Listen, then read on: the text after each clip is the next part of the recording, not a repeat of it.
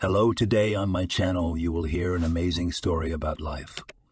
I hope you enjoy this story. This one struck me to the core. Honestly, I still can't forget it. Enjoy watching. Dad, well, why did you bring me up? You left Mom and me years ago. And I missed your love, your support. Annie only now decided to come to the grave. He'd had another family for a long time, and no one had invited Annie to the funeral. She had learned of her father's death from a notary who announced that she had a right to inherit from that second, apparently more proper family from her father's point of view. Annie had a sister, Emily. They had seen each other a few times while Dad was still alive. He really wanted them to be friends. But it didn't work out that way. They just didn't have anything to talk about. Annie looked at the chubby blonde with green eyes in amazement. She was just like her mother, both in looks and personality. Both shouty, pushy, ambitious, constantly demanding attention. If everyone isn't looking at them, it's a disaster. And now Emily and her mother were staring at her with bulging eyes. She could hardly ask them to show her father's grave, as if they were doing her a favor. She was a stranger to them, coming from another planet from the past and unexpectedly taking a bite out of something Emily and her mother felt they had no right to. How much longer are we going to be here? Her half-sister resented. The cold autumn wind parted her colorless hair, her nose reddened, her eyes watery. Another alien trait. Emily and her mother couldn't stand the cold at all. Moreover, they simply hated wind and rain. Today, however, as if on demand, it was both. I'd like to stay here a little longer. And you can leave now. Thanks for showing me the grave. Annie wasn't going to fight with them. There was no one to share anymore. All these years her father had helped her in important moments of her life, congratulated her on her birthday, holidays, paid for her education, even dropped in for half an hour at the wedding. And it wasn't these two women's fault that Dad always seemed disgruntled, doing his time. I sort of forced myself to pretend to be a fatherly concern, but it didn't work out so well. Suit yourself, just be warned, you'll be stomping all the way across the cemetery. They won't let cabs on the grounds. Her half-sister shrugged. Annie was grateful that at least she wasn't pretending to love her. It was easier that way. She didn't have to pretend to be a good sister either. The blonde-haired, cheerful ladies got into the car, laughing loudly and discussing something, and drove off. Maybe they were attached to their father in their own way, but they were not going to deprive themselves of the joy of life, laughter, and shopping because of him. Where were they going after visiting the cemetery? That was a trait of their family, too. Alien, foreign, incomprehensible. Annie was different, dark-haired, brown-eyed, and tall. Just like her mom, she took her father's death hard. She also loved the wind, the cold, the rain. Annie had long remembered both the good and the bad. She must have seemed strange to Emily and her mother, too boring, dramatizing everything. That's what her stepmother said. Annie, what's with the sour face? You're young. You've got the money. Have fun. Live your life. I guess it's only one life. Erica said it kindly, like she wanted to comfort her. Except they were too different. She sat by the grave for a long time, wondering why her father had left the world he and her mother had left, where everyone felt deeply and were truly attached to each other, for that shallow, superficial, empty world. Maybe Dad got tired of them, fell out of love, wanted an easier life, or maybe something irreparable had happened between him and Mom. The two parts of the continent suddenly split forever. The crack might not have been noticeable from the outside, but they had just become strangers. That's what Annie was thinking. Until the cemetery keeper tapped her on the shoulder. She had to go. "Are you all right?" asked the man, who looked more like a vagrant than a satisfied cemetery worker. Annie looked at him and thought he was probably just a part-timer. That's why he had not yet penetrated the cheerful and cynical philosophy "they die, we get rich." The tramp was still quite young, but somehow desperately thin. There was compassion in his blue eyes, and that made Annie come to her senses. "I'm all right," she said. "Would you like some tea?" "You look a little pale," asked the watchman. "No, I just need to call a cab. It's time to go home. It's too early for me to stay here." "That's sad," he smiled. "That's right. You've got your whole life ahead of you. My name is Damien, by the way. Let me walk you out. There's all sorts of people hanging around here." "Thank you. I don't really know my way around a cemetery. My name's Annie." They talked about something as they walked to the gate. But the young woman was more on automatic, so she didn't remember much. Damien was filling in for the watchman, who'd been drinking for the last time. He didn't have a steady job yet, and he didn't have a place to live either. Annie even wanted to give him some money, but the guy refused. Just waited for the cab to arrive. He looked at the driver, slipped the bills into his hands, and said, "Deliver it, brother, in the best possible way." He nodded. Annie didn't have time to understand anything why he had paid for her, how he knew the neighborhood where she lived. Ah, yes, I think she told him she didn't live that far away. It was only about a 40-minute drive home. She just waved and smiled at this strange new acquaintance. Damien was very sad, but in a way that was his own, native empathetic, deeply sympathetic, even unfamiliar to her. Annie thought that maybe that was what guardian angels looked like when they materialized in this sometimes cold and indifferent world, just to give a little support. It's as if one is surfacing, taking a gulp of air. Then you can hang on for a while longer. Dad would say, "Now, Annie, don't get all philosophical or your husband will run away, or maybe he's always been such an outsider." That's why he's gone into a world that's near and dear to him. Still, it's a pity that 5 years before his death, she did not see him. It hurt that he came to the wedding just for half an hour, handed over the money, and ran away. Is money the most important thing? Her husband and mother-in-law thought it was, though. Lately, Eden and his mother had only been talking about the inheritance she had received, so she didn't really want to go home. Of course, the mother-in-law was understandable. Darcy was worried about her son, an aspiring businessman who was failing on all fronts and had accumulated a lot of debt. Eden was from a middle-class family, so his mother had no money to help him out, no matter how much she wanted to. And so Darcy relied heavily on the inheritance that Annie had received. When her daughter-in-law came home from work, her mother-in-law, with the sly smile of a wise woman, would talk from afar about how the money should be spent wisely. Then she told me that she and her son are now her family for life. And family is the greatest treasure of all. Yes, I see what you're saying, Darcy. You're trying to insinuate that I should pay off your son's debts, and as soon as possible, so that you don't feel pain in your soul, and you can be at ease. Annie's family was accustomed to be blunt, not to beat around the bush. Her mother-in-law was always angry after such a sharp rebuke. "Oh, you'll never get away with disrespecting your elders.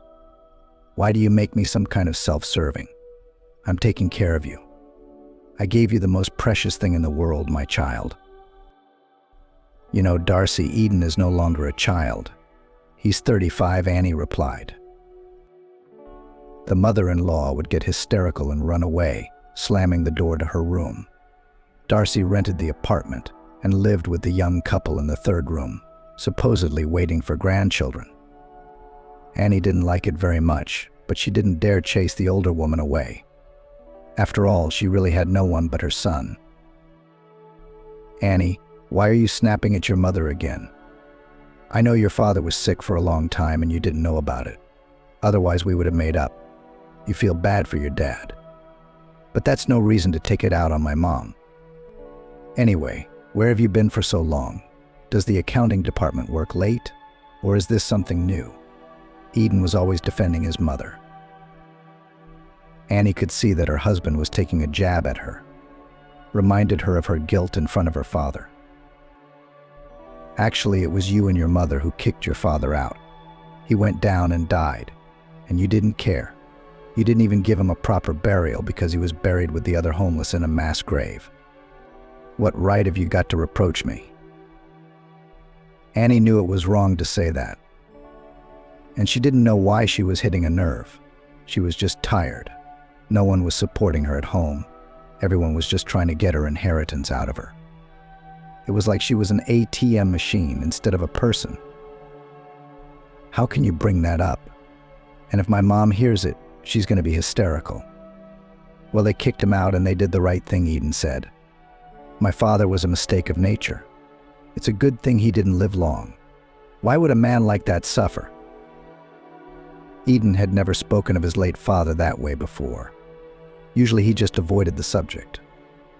Annie looked at him as if seeing him for the first time. Before, her husband had seemed mean, stubborn, but not angry.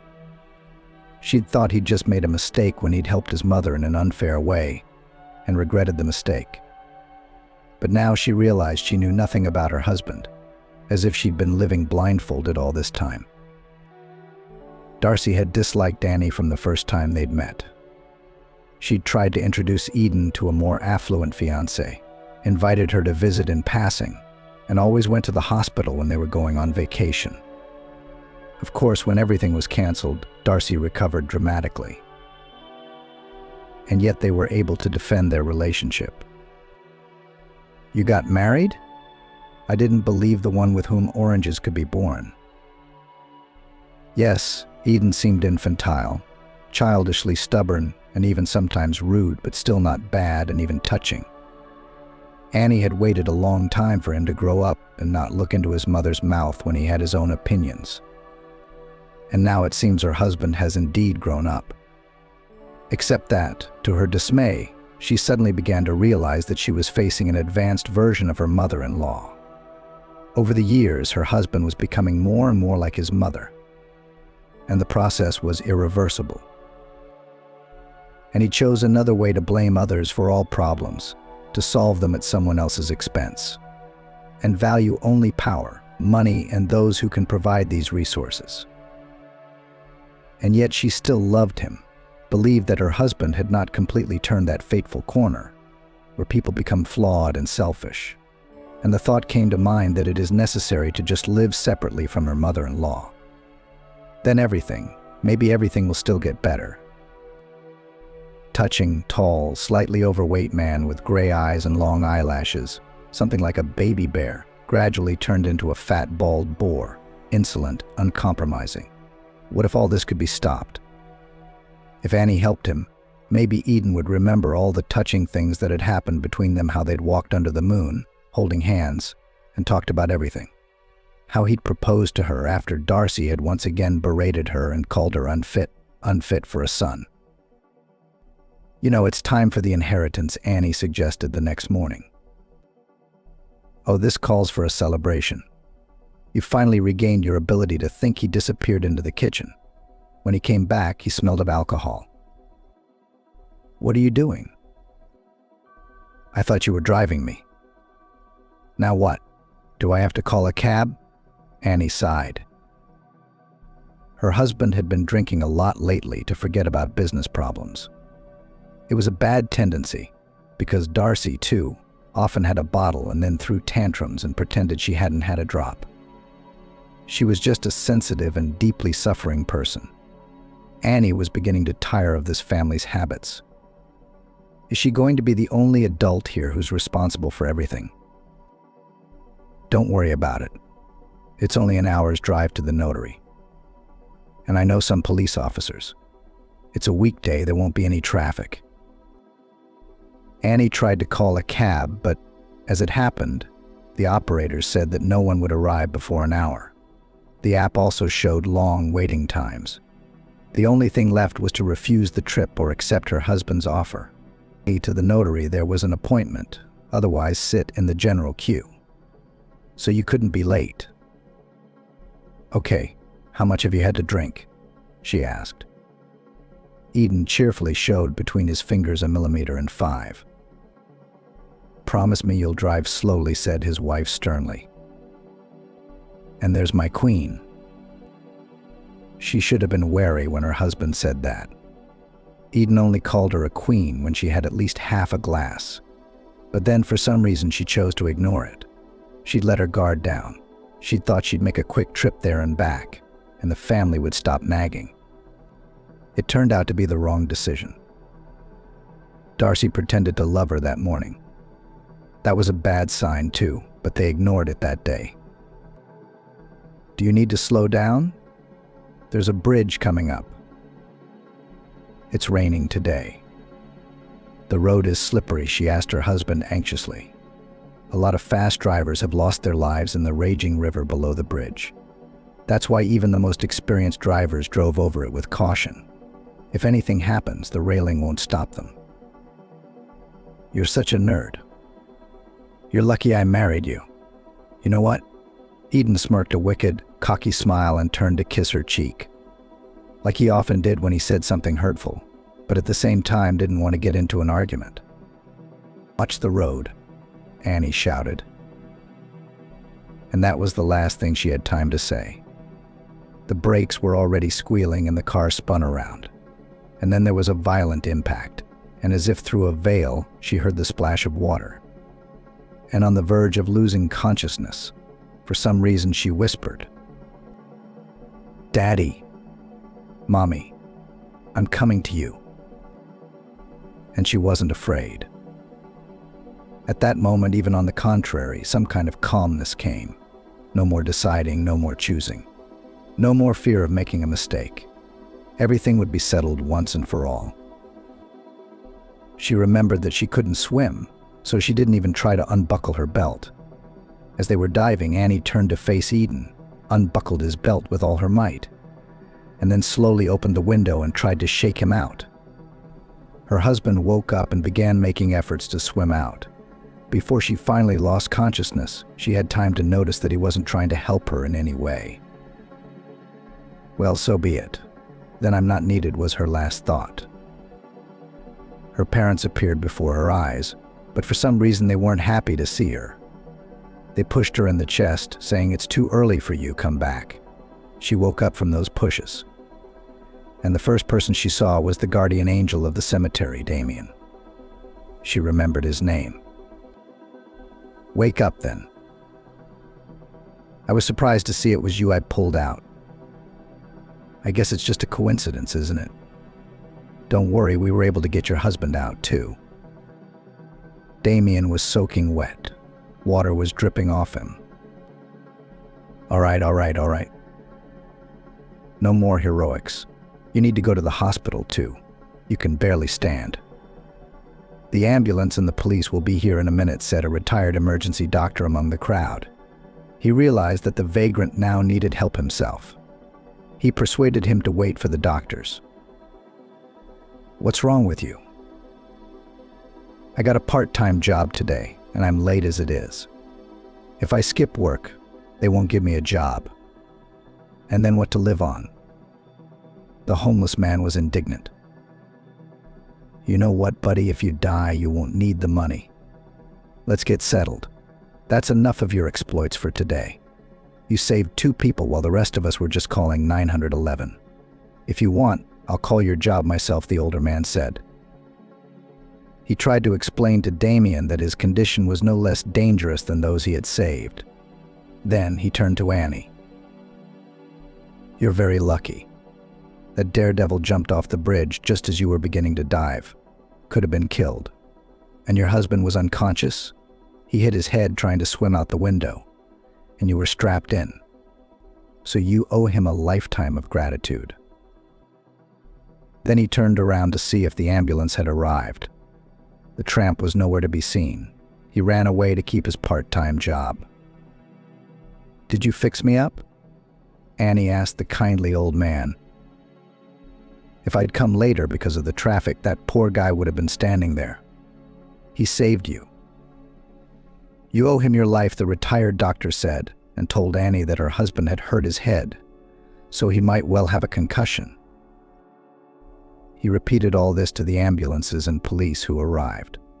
The cops were especially lamenting that the vagrant had slipped away before they arrived. It would have made it easier to fill out the report. "We were told you said you called the homeless guy by name. Do you know him?" the cop asked. "No, I just thought he was someone I knew from stress," Annie lied. She thought that her rescuer might have his own good reasons to avoid meeting with the authorities. Annie was very tired. If anything, remember, the policeman gave his card, and she went with her husband to the hospital. Fortunately, it turned out that Eden didn't have a concussion. He could have refused to be hospitalized, but he decided it was worth it to be on the safe side. And Annie came home alone. What happened? Where's my son? The phones were down, and she couldn't give any advance warning that she'd be back with a bandaged arm. Eden's fine.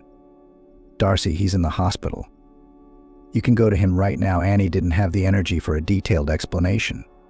She wanted to collapse into bed and sleep for a couple days. There was no energy left at all. It was like she'd come back from the dead. But she was. Was it your fault? Probably just arguing with him like always, distracting him from the road. Who's he gonna leave me for? If anything happens, I'll stay with your family, Darcy's mother-in-law howled. Here's the doctor's phone number. You can call and make sure Eden's okay. Annie tried to comfort her again. You're just waiting for me to die. Who would doubt it? I can imagine how upset you were that my son wasn't killed, or else you wouldn't have had to pay your debts and the money would have been safe. And her mother-in-law continued to harass Annie. The young woman swallowed the resentment lodged in her throat. Actually, she was trying to help her husband. That's why she went to the notary. And even underwater, she was trying to help him, not herself. She wanted to tell Darcy all of this, but she looked into the soulless eyes that looked like glass buttons and realized it was not worth the effort to justify herself. Darcy didn't like her. She'd always hated her. She would continue to dislike her, no matter what she did. I need to rest, Annie said, and went to her room. There was some shouting outside the door. It was the mother-in-law who continued to bemoan her daughter-in-law's callousness. Sonny is almost dying there, and she has nothing to do. That's what they've got on the family bosom, Darcy grumbled. She decided not to go to the hospital. She'd taken too much on her chest, and her legs weren't holding up very well. She had already mentally noted that her daughter-in-law would finally pay off her son's debts. And here was such that it was only necessary to add more alcohol to survive the fact that not only the trip to the notary, but also lost the car. And her son would be out of work for a while. The next day, Annie decided to follow through and went to the notary right from the morning. This is the amount the deceased bequeathed to you, said a white-haired man of indeterminate age, and wrote a number with many zeros on the paper. Annie was not very surprised. She hadn't expected her father to leave so much. It would be enough, perhaps, for a couple of apartments in the capital, and not in the worst of places. How do I get the money? She asked. You just come to the bank and they will give it to you, the notary explained. Annie wanted to go to her husband's hospital to tell him the good news, so she called. Eden, hi. How are you? I'll come and see you this afternoon. Listen, don't. My mom's coming over. I don't want you two to start fighting again, he asked in a voice that sounded like Annie was guilty of something. All right, then I'll see you tomorrow. His wife decided that she would not tell such good news over the phone. She would tell him in person. Okay, but call beforehand. I have a lot of procedures and exams to do, Eden mumbled in a resentful and arrogant voice.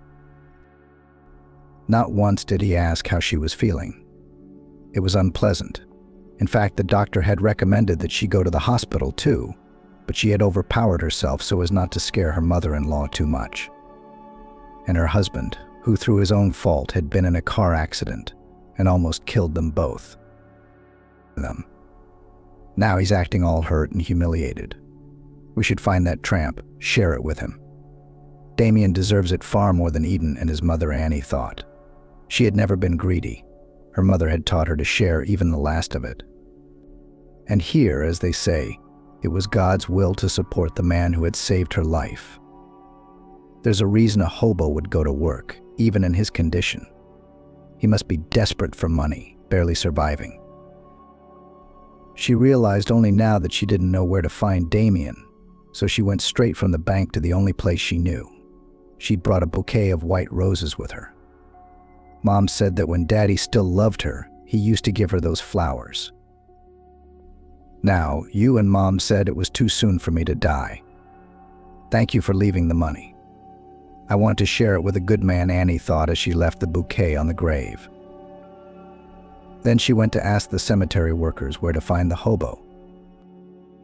Yes, he does that sometimes. Doesn't come here very often, was all the information she could get. That was the answer of one grim man with a shovel. The others looked at her suspiciously and silently dispersed, as if she had asked something forbidden.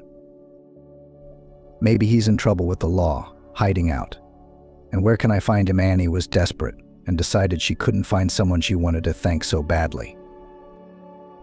What, crying? Can't wait for a cab? Out of nowhere, as if from under the ground, a hobo appeared in front of her. Actually, from the rock, she took from his hands a cup of tea, which Damien poured directly from the thermos. She took a sip. The tea was too sweet, but it seemed to be just what she needed right now. Yes, I heard. I was just hoping you'd leave, Damien admitted, blushing. Why? I wanted to thank you, actually.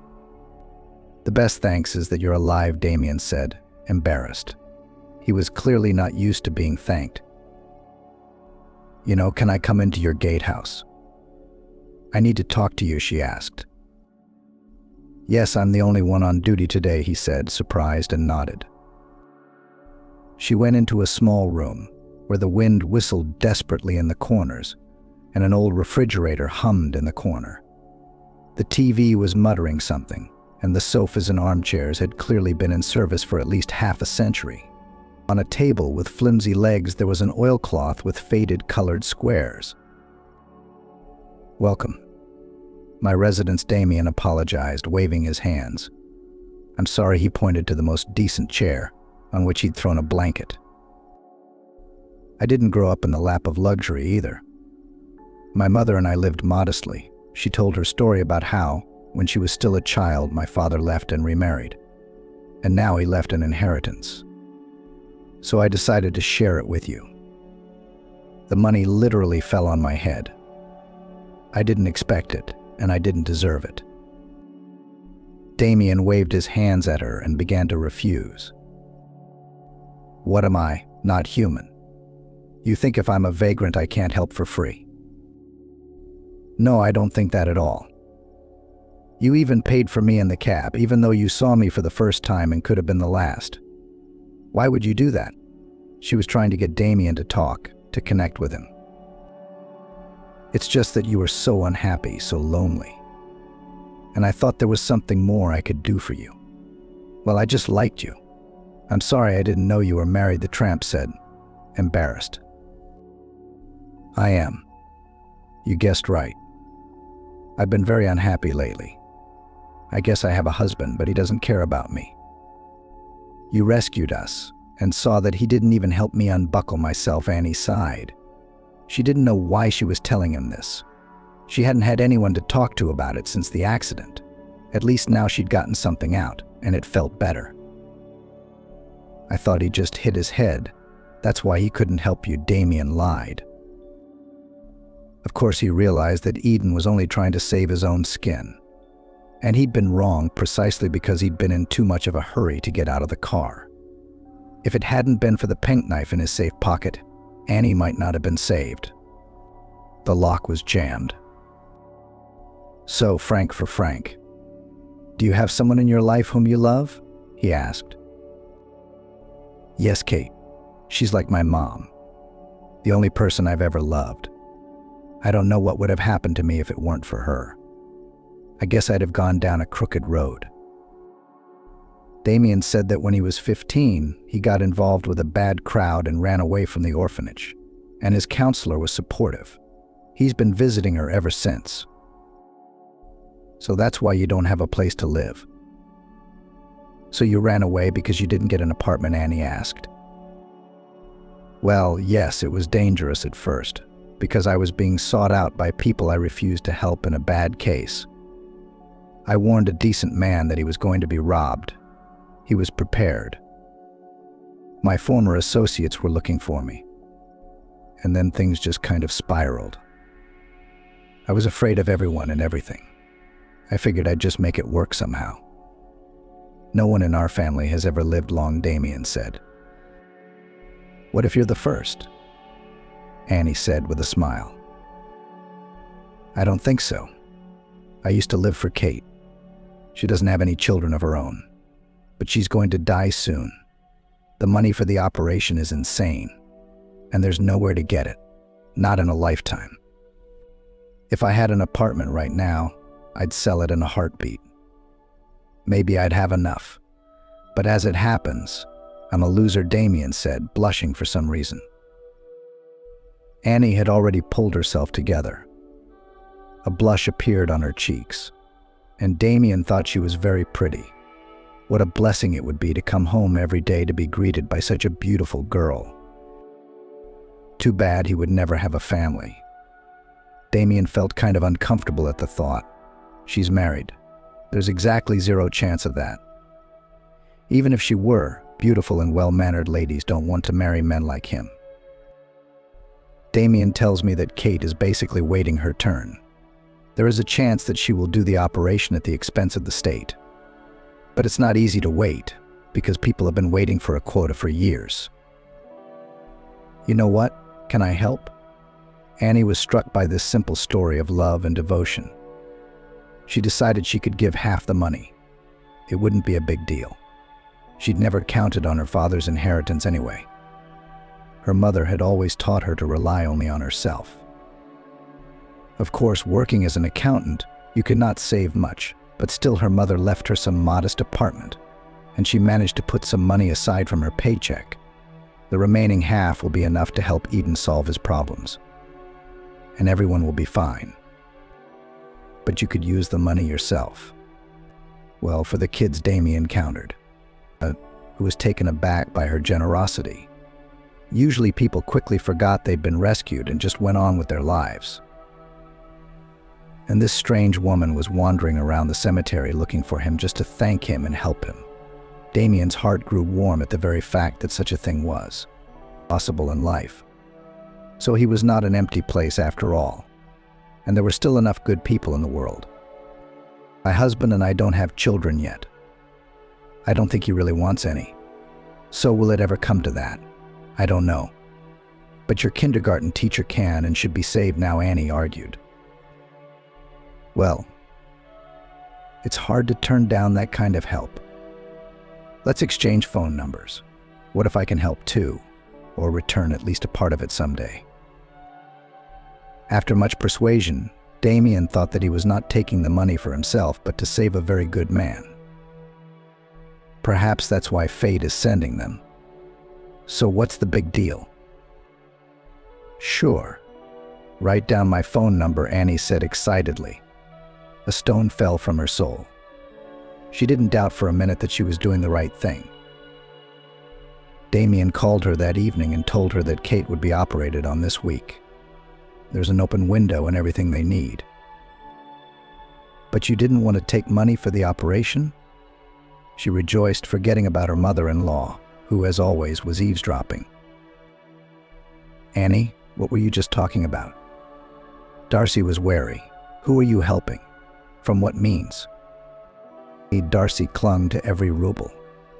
She even controlled what brand of powder her sister-in-law bought and how much she spent on laundry. A notebook of counts and receipts was her favorite treasure. This did not mean that the mother-in-law controlled the money to help the young family. No, she just liked to count what her daughter-in-law spent on. And she wasn't going to help at all. And she taught me that in a modern family, it's every man for himself. That was until she found out about Annie's inheritance. Now everything's changed. Everyone couldn't do for themselves anymore. It was selfish. Everything had to go into the pot. Or rather, in her mother-in-law's logic, she had to put everything into the family. And Darcy and her son had the right to do their best for themselves. It was a very comfortable position. It was advantageous. Don't worry, Darcy. I only spend my own money. She didn't name the amount she'd given. but accidentally said that she was going to the hospital to visit an elderly woman who'd been helped by a vagrant at the end of the week. You don't want to visit your husband by any chance, or do you care more about other people? The mother-in-law frowned haughtily. You know, if it were not for these so-called strangers, neither I nor your son would not be alive at all. So if you're always counting every ruble, you should consider that you might not have gotten anything if that tramp hadn't saved us at the risk of his own life. Annie got angry and stopped her mother-in-law's insolence. It's not like she's asking for anything. Then why is Darcy sticking her nose in everything? Don't be so dramatic. You can help a tramp a little if you want to. But why give money? The operation must have cost a lot. Darcy tried to find out how much her foolish daughter-in-law had spent. That's none of your business. You'd better manage your own money, Annie retorted. She was tired of being treated so insultingly. Obviously, if her mother-in-law had received the inheritance, she wouldn't have shared it. And her husband would have clutched his money. They were comfortable with what was hers to share and everything else under their control. Darcy hissed something and went to her room. She wrote down the hospital and the name of the patient her sister-in-law had given money to for the surgery. And a little later in the evening, when Annie went to the bathroom, she found the time call from Damien and transcribed the number. Now it would be possible to know everything exactly and not have to ask her daughter-in-law, a little bit at a time. The following week, mother and son had a conversation. Mom, but how can we contest the will? The surgery was done too. No one is going to get the money back. Especially not this tramp who saved us. Son, listen, we're talking about a huge sum of money. You could buy an apartment and have a steady income for the rest of your life. Did you ever think that when you stay with her, you'll have to deal with your debts? Why would I break up with her? She doesn't know about the mistress. You won't tell her. What's on your mind? Mother asked. Of course I can. We'll get that money back. But to do that, you'll have to pretend to be seriously ill. Eden, pretend you suffered brain damage in the accident and you need a huge amount of money for treatment. How can I do that? The doctors won't confirm it. No, it's not as simple as you think. Everything in this world can be bought. Money will get you any certificate you want, and they'll confirm anything. Even the fact that you are dead. My mother told me that she had already agreed with the doctor, and he does not charge much for his services. Well, I'll pretend to be sick. You'll press my wife's conscience that she should help me. And then we just sue and get back at least some of the money that is supposedly needed for my treatment. Did I understand you correctly? My son asked. That's right. That's right. Finally, you've got it, said the mother. She was beginning to fear that her son had really lost his mind and was ready to part with the huge sum of money without a fight. But fortunately, Eden is a sensible boy, just like her, or almost like her. If he were like his mother, he wouldn't have gotten into debt. But come on, she'll help him, but not out of her own pocket. Darcy didn't tell her that she would gradually have to confirm that Annie was the cause of the accident. That's a bigger, mean-spirited thing to do. And her son might not agree to it right away. Once he gets involved, he won't back down. A month or so passed. Darcy's plans proceeded without a hitch. Bribed witnesses testified that Annie was indirectly responsible for the accident. Allegedly, someone in a neighboring car saw her spouse yelling at Eden as she drove over the bridge. And he was very upset. And among those who saw their rescue by a vagrant found a need for money mean people who confirmed that Annie smelled of alcohol. She was also allegedly pounding her husband and yelling, "When am I going to get rid of you? Nothing gets you." Annie was shocked that this snowball was only gaining momentum, not shrinking. And what hurt the most was that her husband was corroborating all these statements. Eden, how can you make up such nonsense? You know it's all a lie, don't you? Had you been drinking that day? She was indignant. "I'm sorry, but it's every man for himself," he smirked. His mother promised that when the money came out, she'd pay off his debts and there'd be money left over. And he is very tired of being afraid of creditors. It's not a joke, it's very scary. Besides, Erica, his beautiful Erica, with her chiseled figure, demanded to be supported. She had to become a mother of 3 children because her sister had failed in a multiple pregnancy and died in childbirth. Erica adopted the children, and now she needed care and investment in everything. Erica couldn't work and relied heavily on her businessman lover. "Honey, who else could I rely on but you?" she lied to her lovers. Erica was glad that Eden was naive enough to believe that she needed him. In reality, the 3 children were just a cover to nab money from all sorts of lovers. Amazingly enough, even the stingiest of rich men would splurge and shed a tear when she told him she couldn't leave the poor kids and would take care of them in memory of her sister. It was a good thing she had gotten the idea. At first, Erica wanted to give her nephews to an orphanage, but then once accidentally shared with one of her lovers that she was supposedly ready to adopt them, and was very surprised when he gave a large sum of money. Now Erica's life was better. There was enough money for a nanny, and outfits and beauty salons, still managed to save. And most importantly, she almost never saw the nasty, unhappy kids who were always yelling and wanting something. And it was also not a problem, because inherited from her late sister left an apartment. That's where the nanny took care of the kids, and Erica lived in her own home for her own pleasure. Eden was just one of the options. And of course he didn't know about it. And Erica didn't feel bad about deceiving him at all. A scoundrel is no better, he cheats on his wife too. "Only we have to be more careful, Bunny," she said. After editing. My wife must not find out anything Eden told her. Once she started coming to his comfort room for a few hours, since he was paying well for the service, no one minded his business.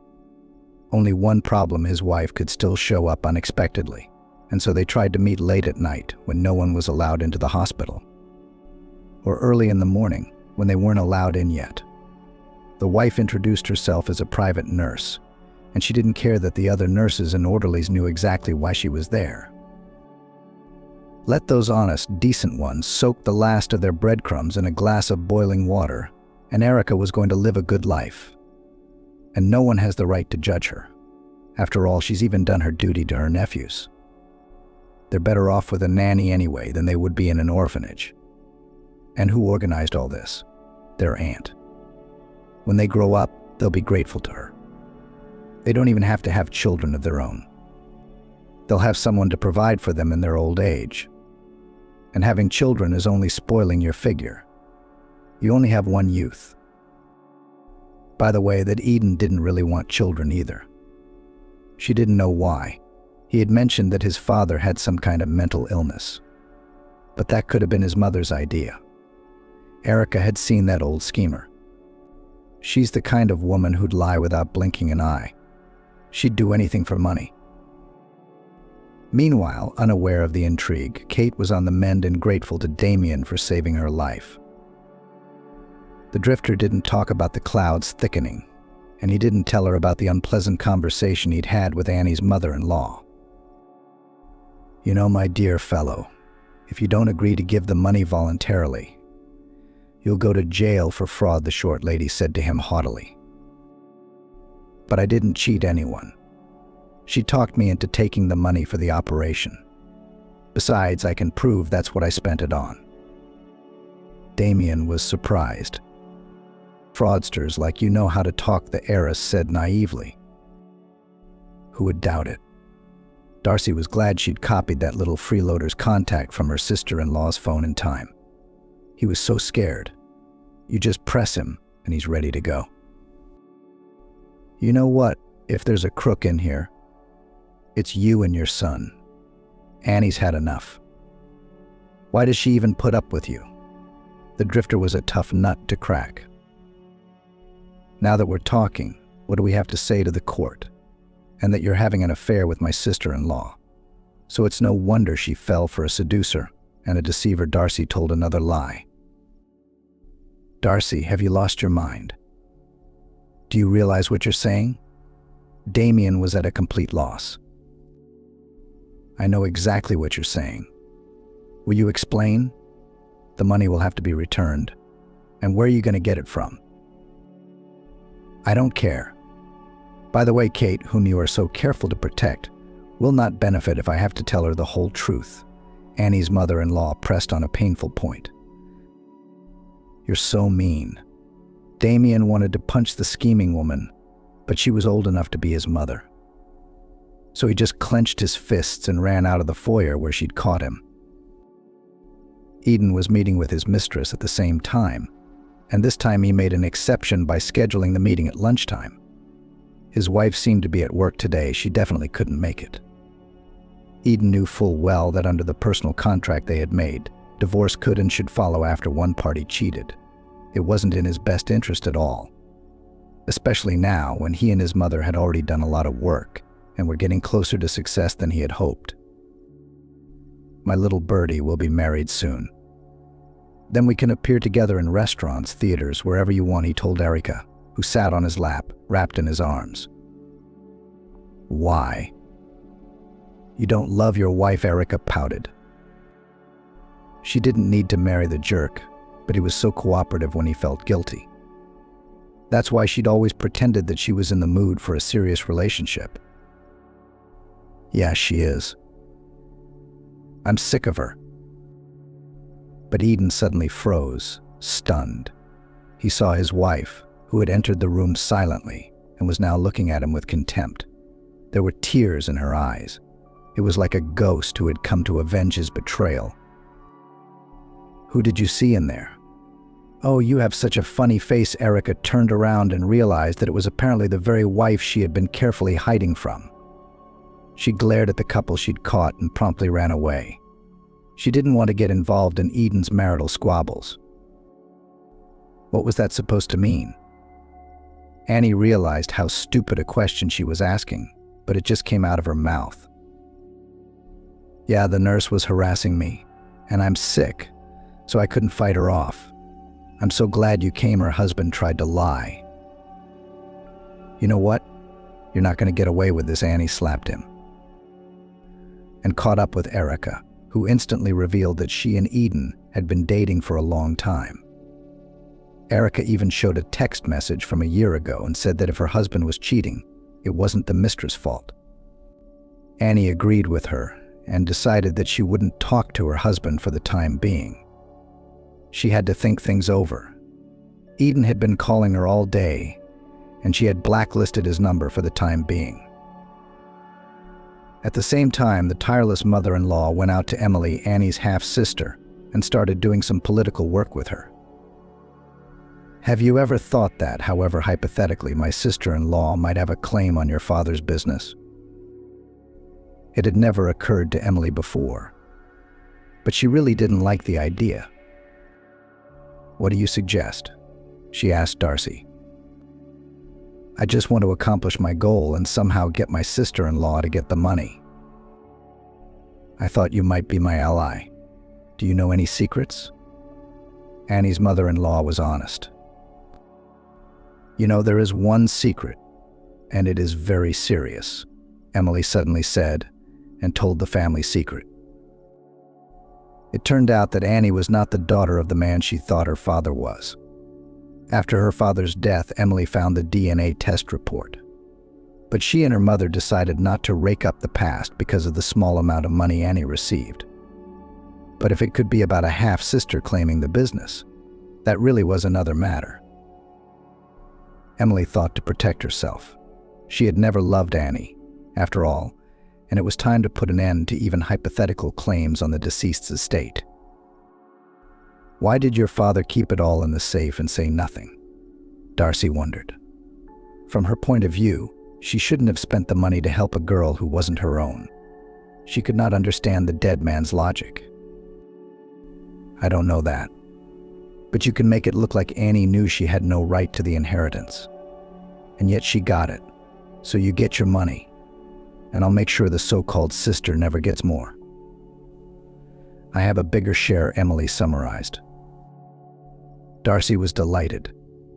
At first, she was afraid Emily would demand the money back, but she didn't seem to have any claim to the modest sum by their family's standards. And she'd even come up with a good idea to make her sister-in-law look bad in court. She was certainly lucky, she'd thought, to speak to Emily. When Darcy had triumphantly announced the trump card up her sleeve and asked Annie one last time to volunteer the rest of the money so as not to embarrass herself, she had agreed surprisingly easily. Darcy was even surprised that the victory had come effortlessly, but she greedily snatched the bag of money. It all worked out. For some reason, Emily didn't tell me that my father wasn't related to me. Annie asked the woman she'd thought was her half-sister all along. I don't know, I just didn't want to talk to you again. When your mother-in-law said you could claim the business, it was just insurance. Emily didn't feel guilty. So what if she was protecting herself? Any reasonable person would have done the same thing. Then why did your father take care of me? Annie insisted. She wanted to know the whole truth. Mother said your real father was his best friend. Then he died and asked me to take care of his family. Like a dying request, Emily said tiredly. She didn't feel like having all this silly, sentimental talk. Emily liked to live in the moment. Wait. But caring is one thing. Why did he marry my mom? Annie wondered. Oh, you're such a nerd. Your mother cheated on her first husband, your real father. She had an affair with my father, and he thought you were really his daughter for a while. And then I guess the truth came out. Why are we even bringing up the past right now? Emily really couldn't understand what it would do to Annie now. You know, I want to understand the man I thought was my father, and the real one too. She asked Emily to mail her a picture of her real dad and everything she knew about him. She was hardly surprised to see a dark-haired, balding man with clear blue eyes. She'd seen him before in a photograph her mother had carefully kept in a secret drawer. And no matter how many times Annie asked her, "Who is that?" Mom never answered. Only then she'd lock herself in the bathroom and cry. It all made sense now. So her mom was confused about her feelings and left the man she loved for the one she had a passion for. She regretted it later, but it was too late. Apparently she felt guilty that Annie's own father died on one of her dangerous business trips. He was a helicopter pilot, a rescue worker. His sweetheart broke his heart, cheated on him with his best friend. So he lost his temper in a helicopter accident. And before he died, he gave his friend his blessing to be happy with his wife. I wonder if he knew his mom was expecting a child from him. There's no way of knowing now, Annie thought. Emily gave Annie all of her father's letters to her mother. Everything she could learn there was part of the mystery. In those short lines was the whole life and drama of two people who had gone on a treasonous affair and couldn't forgive themselves for it. Emily was wrong to say that it wasn't worth digging into the past. Annie needed to figure out who she was and why. And to do that, she needed to look into her parents' history. From now on, she would visit both her father's graves and, of course, her mother's. "Dad, I'm sorry, I didn't know you were suffering. Thank you for taking care of us anyway," Annie said at her named father's grave. Suddenly, a voice sounded behind her back. "Annie, it's you. I'm so glad to see you. You know, your mother-in-law seems to have a conscience. She called me and said she wasn't bothering me anymore. I wasn't worried about me, but I felt sorry for Kate. And that's you, guardian angel. You know, it's good to see you too." Annie offered to have tea in his apartment and told me the whole story. "So you've lost all your money because of me? Upset, buddy?" "No, I didn't. Thanks to you, I've become wiser. Well, I also realized the meanness of my husband and mother-in-law. I learned more about my own father, and for all that, I paid a small price for something that didn't belong to me. And I also managed to help a good man survive," she summarized. "In your interpretation, it wasn't sad at all. so you will start your life with a clean slate. Don't be angry with me," Damien asked. "No, of course not. I even thought maybe we could meet in some other setting since I'm getting a divorce anyway." Annie was very embarrassed. She didn't know how to tell Damien that she liked him. He would never, ever think of courting her himself, though she sensed that he had already fallen in love with her. "You know, I'd be very happy to. I've missed you. Honestly, I didn't think you'd be interested. I'm a drifter. Dust." "Nothing," Damien said, embarrassed. "That's what you thought before, but that's about to change. Will you be my knight? Would you like me to initiate you?" She took the penknife from the table, the one he'd once used to cut the belt on the seat and save her. And Damien, who himself had said he loved books about knights, knelt before her, tears welling up in his eyes. It was all very serious for him. "So, a former vagrant and a troublemaker. A waste of space. You've always been a knight and a good man. And I'm just letting you be a knight, even though you've been one for a long time." She touched his forehead and shoulder in a non-joking way. To her, it was as if that knife was sacred.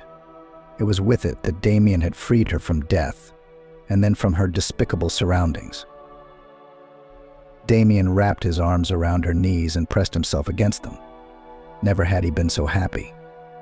The woman of his dreams had come and told him he was free from a dark past and loneliness. He believed her. "It's a good thing you decided to get married," Kate said when Damien told her he'd found the one he'd spend the rest of his life with. "I hadn't proposed yet. We just started dating," Damien corrected her. "You two are definitely going to be together. I can sense these things.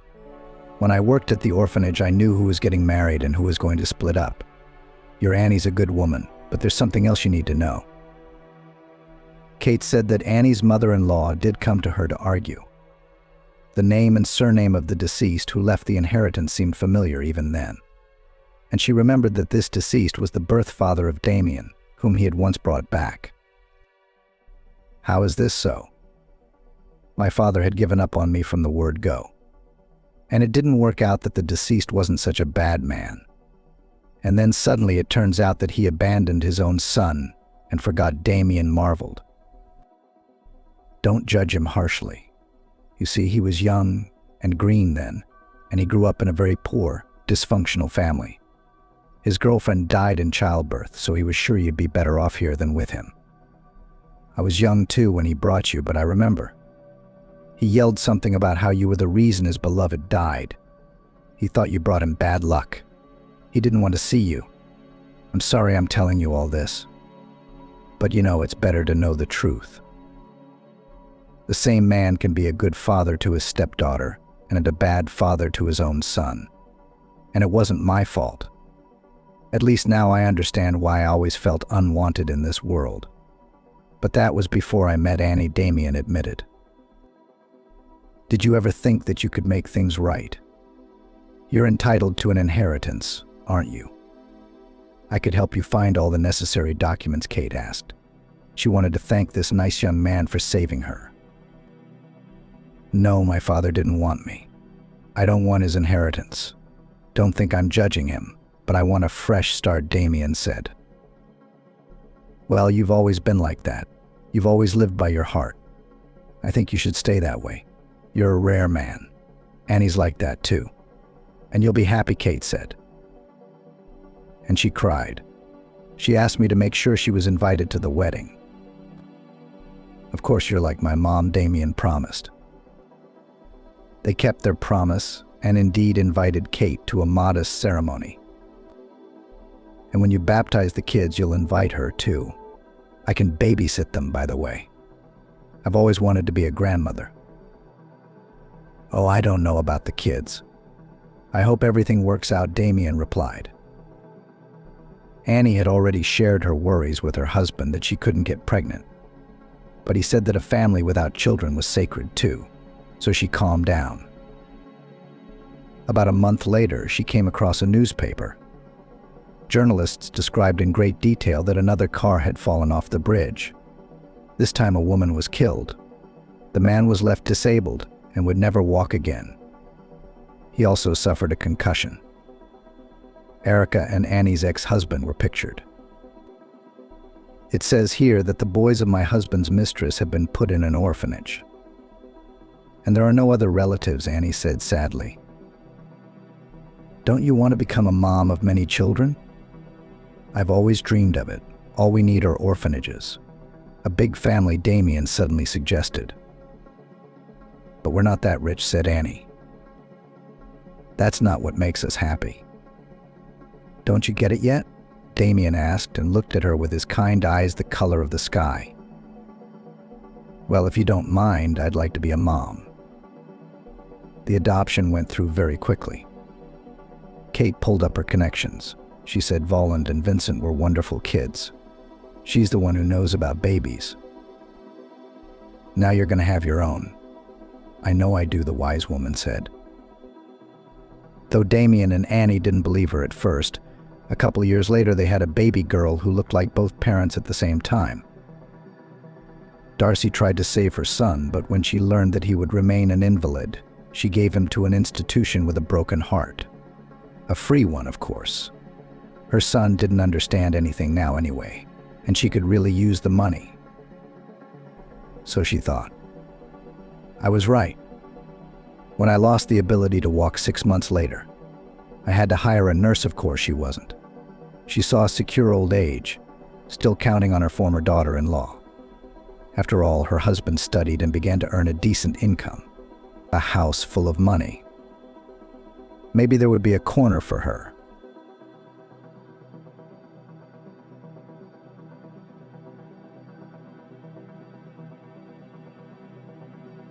Oliver hated being called a bum, a beggar, or a tramp. He preferred the socially neutral term free artist. He had felt that way long before he had been on the street. What was he, really, a bum? It was just that living within four walls was weighing him down.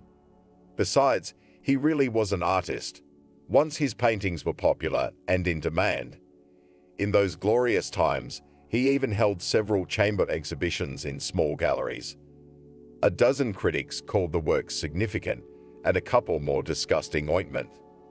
At that moment, the artist didn't care what some underachievers said about him. Customers paid off solid fees for portraits, which Oliver, in his own apt expression, wrote the heel of a jackleg. It is not that he bathed in money, but the need did not know, and enjoyed widespread fame in narrow circles. However, fortune is a capricious girl, and after many years of upsurge, after worldly fame and relative wealth, can always come a period of oblivion. For Oliver, that time dragged on. First, he sent a gallery owner on a pedestrian journey who tolerated all his antics and picked up customers. Here's what George, the artist, said that day. You're literally stealing from me. You're forcing me into some kind of channel where I'm cramped. I'm going free, do you hear me? What George said, Oliver couldn't remember. Then he proudly slammed the door, leaving his apartment. He left his shamed wife and children, who by then were relatively mature and tired of his antics, and went on a free voyage. At first, everything was fine. His own studio, clients, sitters, and wine, a whole sea of wine, in which he began to choke every now and then. You'll come back to me. Helga, his lawfully wedded wife, shouted at him as he left with a small suitcase. You'll come crawling back on your knees. I will, Oliver replied with a smile. That's what you were before me, huh? Just a little shop girl. And now, an artist's wife. Sounds proud, doesn't it? As he left Helga, the free artist smiled. He never fought at all, cutting bridges. It's just that life in one marriage, in one gallery was weighing on him, especially all these conventions, to sleep at home, to be faithful to his wife, not to bring to the apartment of favorite women, not to sell Nojeko paintings to random customers, and not to exhibit in other galleries. Of course, the wife could tolerate this at the beginning of their life together. Oliver's lifestyle seemed to her bohemian and suing respect. She also saw him as a genius, but gradually the free-spirited artist became too voluminous a figure for their modest third-floor apartment. There were high ceilings of more than 3 meters, but even that was not enough for the flight of the soul. The gallery, which brought him a good income, also became too cramped. He saw himself as a rising star of world painting, but the outlines were ghostly. He was going to conquer Paris, Berlin, Madrid, one by one. And he would have, if it hadn't been for a morbid addiction to alcohol. So he left both the gallery and the apartment, where he even thought of going out of the window. But the third floor is too small for that flight, which sometimes allow themselves to make a saturated life creators. That's why Oliver went out not through the window, but through the door, and has been wandering the world for 10 years. "You are not a bum," said to him another acquaintance over a bottle of cheap wine. "You're the best artist in the world." "No," Oliver replied flirtatiously. "The best, but not in the world, but in the country." "You're a genius," continued the acquaintance, enjoying a drink at someone else's expense. "No, not at all," objected the artist. "I am not a genius, but outstanding, but only to find my paints, brushes, and sketches." Casual acquaintances did not stay with him longer than there was money left for food and drink. The older Oliver got, the worse his teeth and hair looked. The fewer women became willing to take him in and model for him. And now the thought of returning to Helga didn't seem quite so frightening anymore. Especially since he knew that half of the apartment still belonged to him, and that he could find a job as a decorator, or a painter at the worst. He could work with large volumes and liked it too, but his pride wouldn't let him. This quality, without which it is unthinkable to achieve success in any field, is gradually becoming a yoke, a burden that dragged him to the bottom, into a pool of wine and vices. That morning, the chief physician's anxiety was at its peak. His best quality is intuition. It worked well in diagnosis, but it did not help at all in management. He had an intuitive sense of what a person was like, but he didn't always understand what to do about it. So when the phone rang in his office, he already realized that he would not hear any good news. "Unfortunately, we have to say goodbye to you," the velvet voice on the other end of the wire did without preamble, and did not tolerate objections. "Really?" Andrew perked up. "Why?" "You are unable to clean up the hospital," the voice said. "Our orders have not been executed for months." "I dare to disagree," said the chief physician, loosening his tie. In principle, if he was going to argue with the core, it was only for pro forma. In fact, he was glad of the unexpected freedom. The hospital was in perfect order. The occupancy rate is less than 90%. The recurrence rate is very low. "How long will you put up with the ritual store near the main entrance?" the voice asked. "How many complaints do we have to listen to before we reach your mind? Or at least your heart? What does it mean to tolerate?" The former chief physician was perplexed. A ritual store for the hospital is quite a thing. Their people can buy everything they need if something goes wrong, and in general, what are you implying? "Me?" the voice interjected. "You should have told me that a month ago." Silence. Andrew really couldn't and didn't like to lead. All affairs were handled by his deputies, to whom he gave full freedom of action. In fact, he was the one who started the funeral parlor of some shrewd businessman. But the hospital received money for the rent, and also, according to Andrew's firm belief, the proximity of such an institution should discipline the patients. "I'm giving you one last chance," the voice said. "I was persuaded to fire you for incompatibility with your position, but you understand. You won't be able to. I get the hint." Andrew reported cheerfully. "It's easy. I'll write a letter right now, but don't forget that I am a materially responsible person. To whom will I transfer the household? What if the new person is missing something?" "For this, do not worry," assured the voice.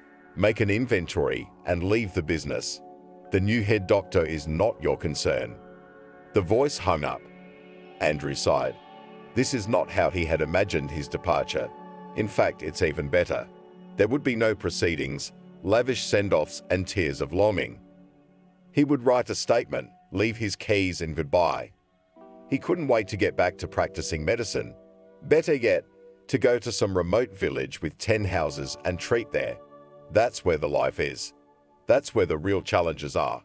To lead a large hospital he liked at first, but gradually all the pleasure came to naught. Half the time all he did was sign papers and deal with the complaints of disgruntled patients. "Christopher," Andrew said, pressing the call button. "Christopher, dance. You're going to have a new boss. The weather can be nice in September, but it's best not to take any chances." That's why Oliver wore a raincoat. You never know when it's going to start raining. Winter was coming soon, so the free artist had to find a temporary home. He had an option in mind. His once good friend, whom he called not an artist, but a craftsman. To ask him for help, he had to step on his own pride. After making his way to the private sector, he went through the open gate without a bell and knocked on the door of the cottage. After a couple of minutes of waiting, a friend appeared in the doorway, and his face could not be called pleased. "Hello, Vance," Oliver said courteously and bowed, standing on the doorstep to his longtime friend. "Long time no see, friend. I was just passing by, so I thought I'd stop by and see how you were doing. I'll see if you've restored the gazebo that I destroyed last time due to my gross negligence." "What do you want?" the man answered rudely. "Are you trying to make a pig of me again? Or a whole pig farm, eh?" With Vance in the past, they had a long-standing collaboration. Both artists, they had taken very different paths. If Oliver was really looking for concentrated freedom, Vance was looking for enrichment. If Oliver was in demand with women and drew inspiration from them, Vance was never really loved. This information, of course, had to be kept in mind and kept to himself. But the free artist could not. At the last creative evening, which rolled into a banal feast, Oliver told Vance everything he thought about him. He did not keep silent about the greed of his comrade, who not a dozen times helped him financially. And lastly, he burned the carved arbor, admiring the flames of his favorite element. It was about 6 months ago, and since then the entrance to the hospitable house of the old comrade was closed. "I should like to spend the night," Oliver asked, as if nothing had happened. "To go to your bathhouse. I'd like to make pies on your charming stove. By the way, did you put the tandoor together like you dreamed?" "That's a wrap," Vance replied, not leaving the doorway. Oliver was looking for a way to get ahead, to sit on the living room couch, and then God himself wouldn't be able to kick him out. "Why don't you put my youngest daughter in the bed? To keep your old bones warm?" Considering the age of the artists, and each of them is close to the 6'10", the proposal did not seem so vulgar, and the daughter is long since matured and overripe. She was 30, and Vance had given up hope of getting her out of her creative home and into someone else's marriage. "I'm sorry, friend," Oliver said. "I overreacted that time. I was wrong, I was rude, I was unfriendly. I let down a man I should have been proud to know. And I. The artist rolled his eyes and raised the elbow of his hand to his face, depicting sincere remorse. "Really?" Vance marveled, shifting to a whisper. "Only that time? Or do you only think of my friendship when you need a place to sleep and a drink?" "Well, and all the times before that," agreed the free artist. "Yes, you're right. I don't know how to value either friendship or love. I've betrayed 100 times the people I should have held on to. There must be a flaw in my soul, somewhere in my heart, a little demon that's undermining me from the inside." My God, what a speech. Vance admired him insincerely and splashed his hands. "But I've lost count of the number of times you've said something like that. 10? 20? It's about time you thought of something else." "Vance, you have to understand," Oliver pleaded. "Winter is coming, and I have nowhere to go. So you want to stay with me again until spring? Is that why you've come all this way, clopping around in your worn-out boots? Of course, Oliver rejoiced. He took the rough tone as an unspoken agreement. We'll have a great time. I'll write a dozen pieces for you. You can sell them and make good money. My name is still remembered and my paintings are waiting, right? Of course, Oliver was being dishonest. He'd started several mediums in his friend's studio at his own request, but he'd never finished a single one. And given his specific technique, it was unlikely that anyone had managed to complete the projects. Besides, Oliver flatly refused to paint exactly what the master of the house demanded, and the resulting smudge would hardly sell for good money, if at all. Don't spoil my canvases and paints. Vance was indignant. He was ready to forgive his comrade once again, but the mention of unfulfilled orders was the last straw. He was the one who had to work day and night in the workshop to meet the deadline. He was such an overly obliging man. For the love of God, please don't touch the brushes in my house. So you're letting me in?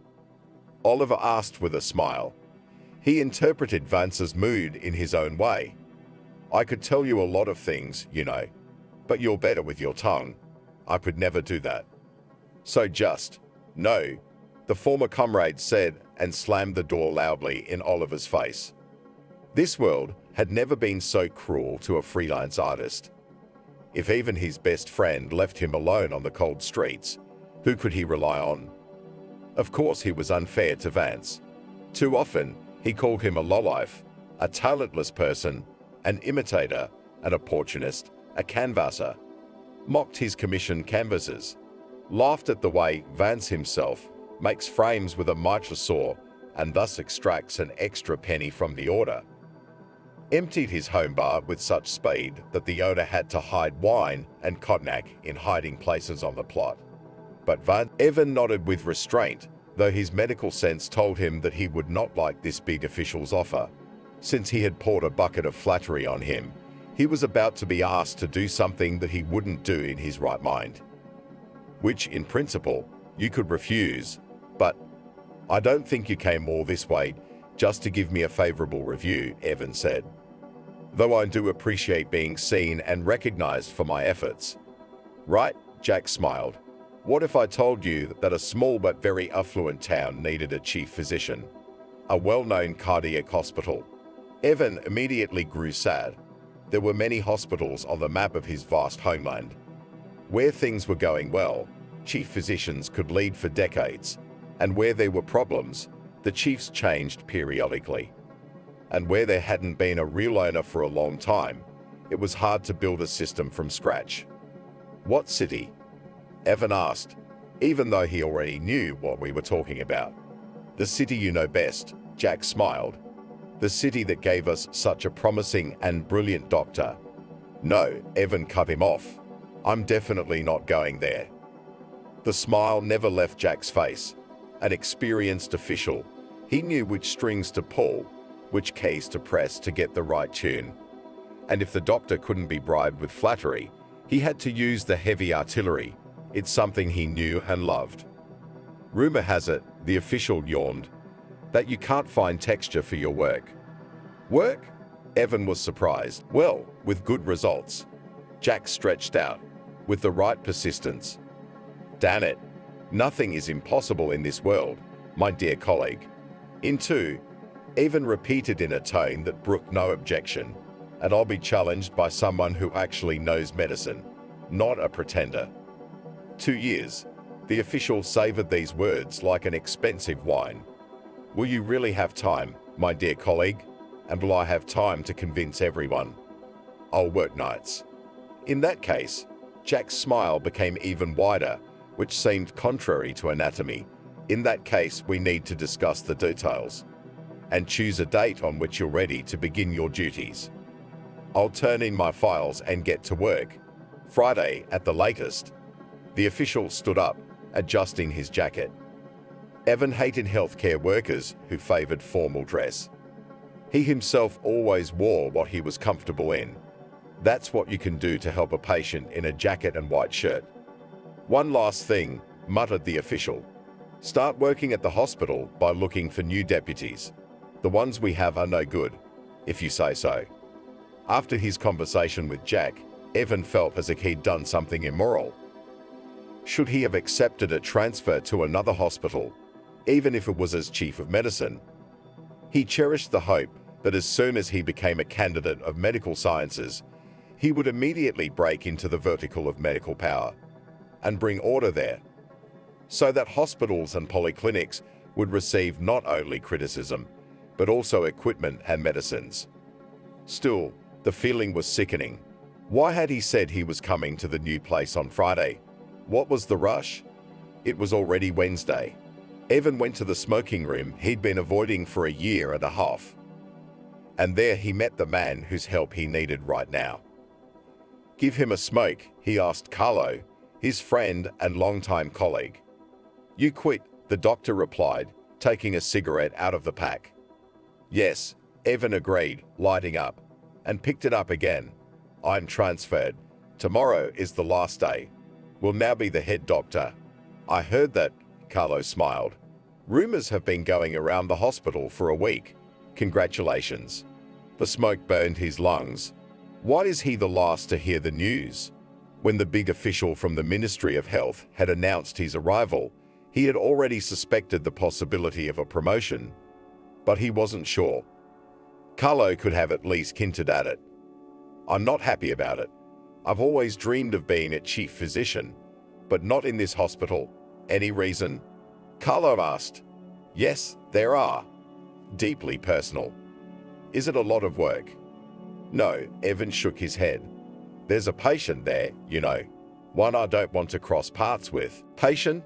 Carlo was surprised. Where are you and where are the patients, Evan? Are you going to celebrate the promotion or not?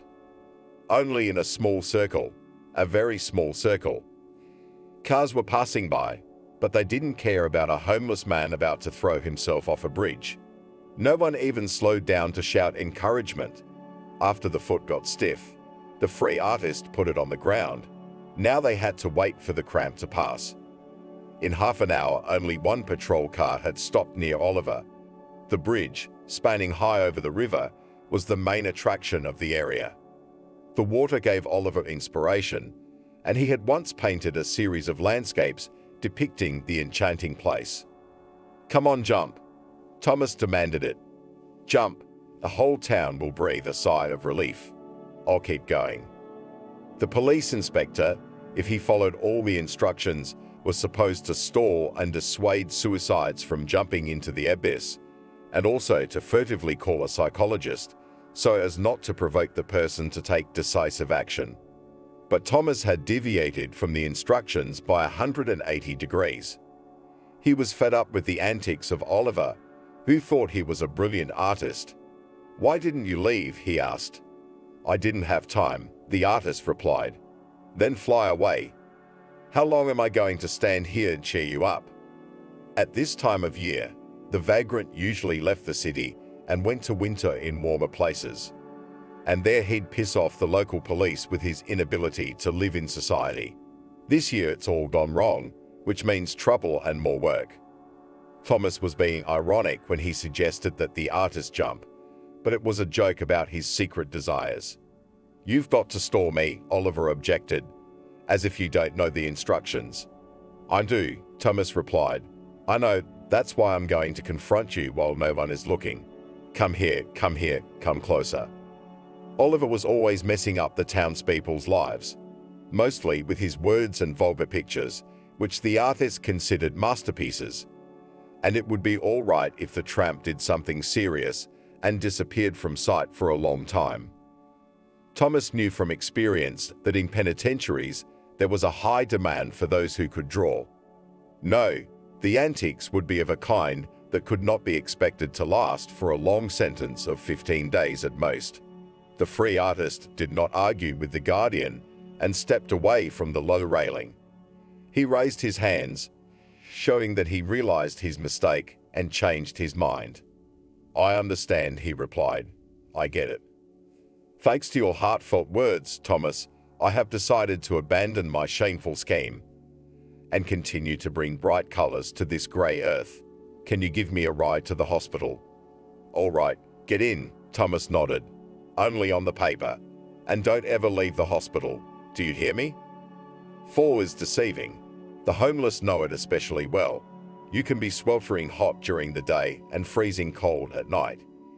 In their city, the range of temperatures was extremely wide, and while during the day in September some people managed to sunbathe and even swim a little in the river, at night the frost on the grass or car windows could turn to ice. That was why Oliver wanted so badly to wait out the months ahead. Otherwise, October would have to be spent in some basement or attic. For a while after his wife left him, he had a workshop that was supposed to be heated with a wood stove.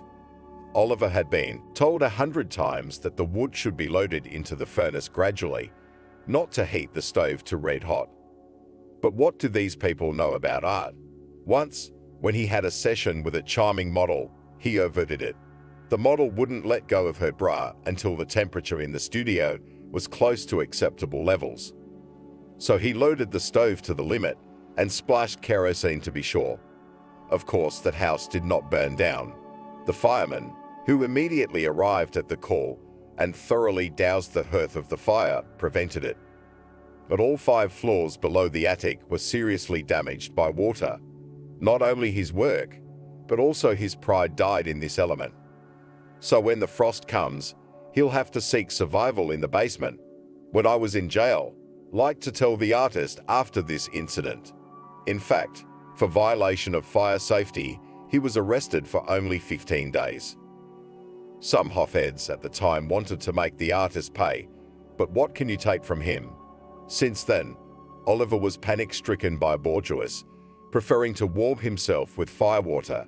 The artist liked the cardiac hospital. The main building was 8 stories high, and not only locals were sent here. There is always someone to talk, fight, and drink with. Excellent canteen. If you know how to be persistent, they'll feed you well. The appearance was somewhat spoiled by the proximity of the ritual store. It was located in an annex near the main building, as if to suggest that it was waiting for patients who were not ready to follow the doctor's recommendations. Oliver didn't mind the proximity, for he wasn't afraid of death. He would have to wait out the future frosts, hold out a little, and then the street would be waiting. Alas, the medical registrar was not inclined to share his aspirations. "Patient, keep order," the woman asked. For 10 minutes now, she had been trying to explain to the free artist that becoming a hospital patient was not so simple. "We shouldn't hospitalize you without a referral. Don't hold up the line or I'll be forced to call security." She's new, isn't she? The threat made no impression on Oliver. As soon as the guard saw the troublemaker, he hid in his booth and just watched through a slit in the ground. Near the registrar's office, there was a decent queue. The artist was preventing those who really needed help from getting it. "And I say, you should not, but obliged to hospitalize me," shouted Oliver. "My health is disgusting. Look how my hands are trembling." The artist stretched out his palm. The tremor was visible to the naked eye. However, after so many years of drinking and wandering, it was a relatively minor problem. It was worse when it came to filling his stomach. Oliver hadn't had a poppy in his mouth since morning, and he was hungry and thirsty. "Man, I've told you for the last time, it's not allowed," the receptionist replied patiently. "First get a referral in the district polyclinic, then undergo an examination, take tests, and then welcome to the hospital. I do not have so much time," pathetically shouted Oliver. I'm dying. I need immediate, urgent care." "Next," said the receptionist, and turned away from the free artist. The angry crowd shifted the old man to the very edge of the counter. Outraged, Oliver was still making noise and swearing for a long time. He said that he had given himself to this city and people by immortalizing them both on dozens of canvases. Claimed he'd ruined his heart by worrying about the future of the locals. Like Michelangelo, he spent nights in the studio creating masterpieces, ruining his eyesight. He asked at least for free food vouchers in the canteen. But the crowd didn't listen to him and lived their own lives. "I'll complain," Oliver said finally, stopping at the guard's booth.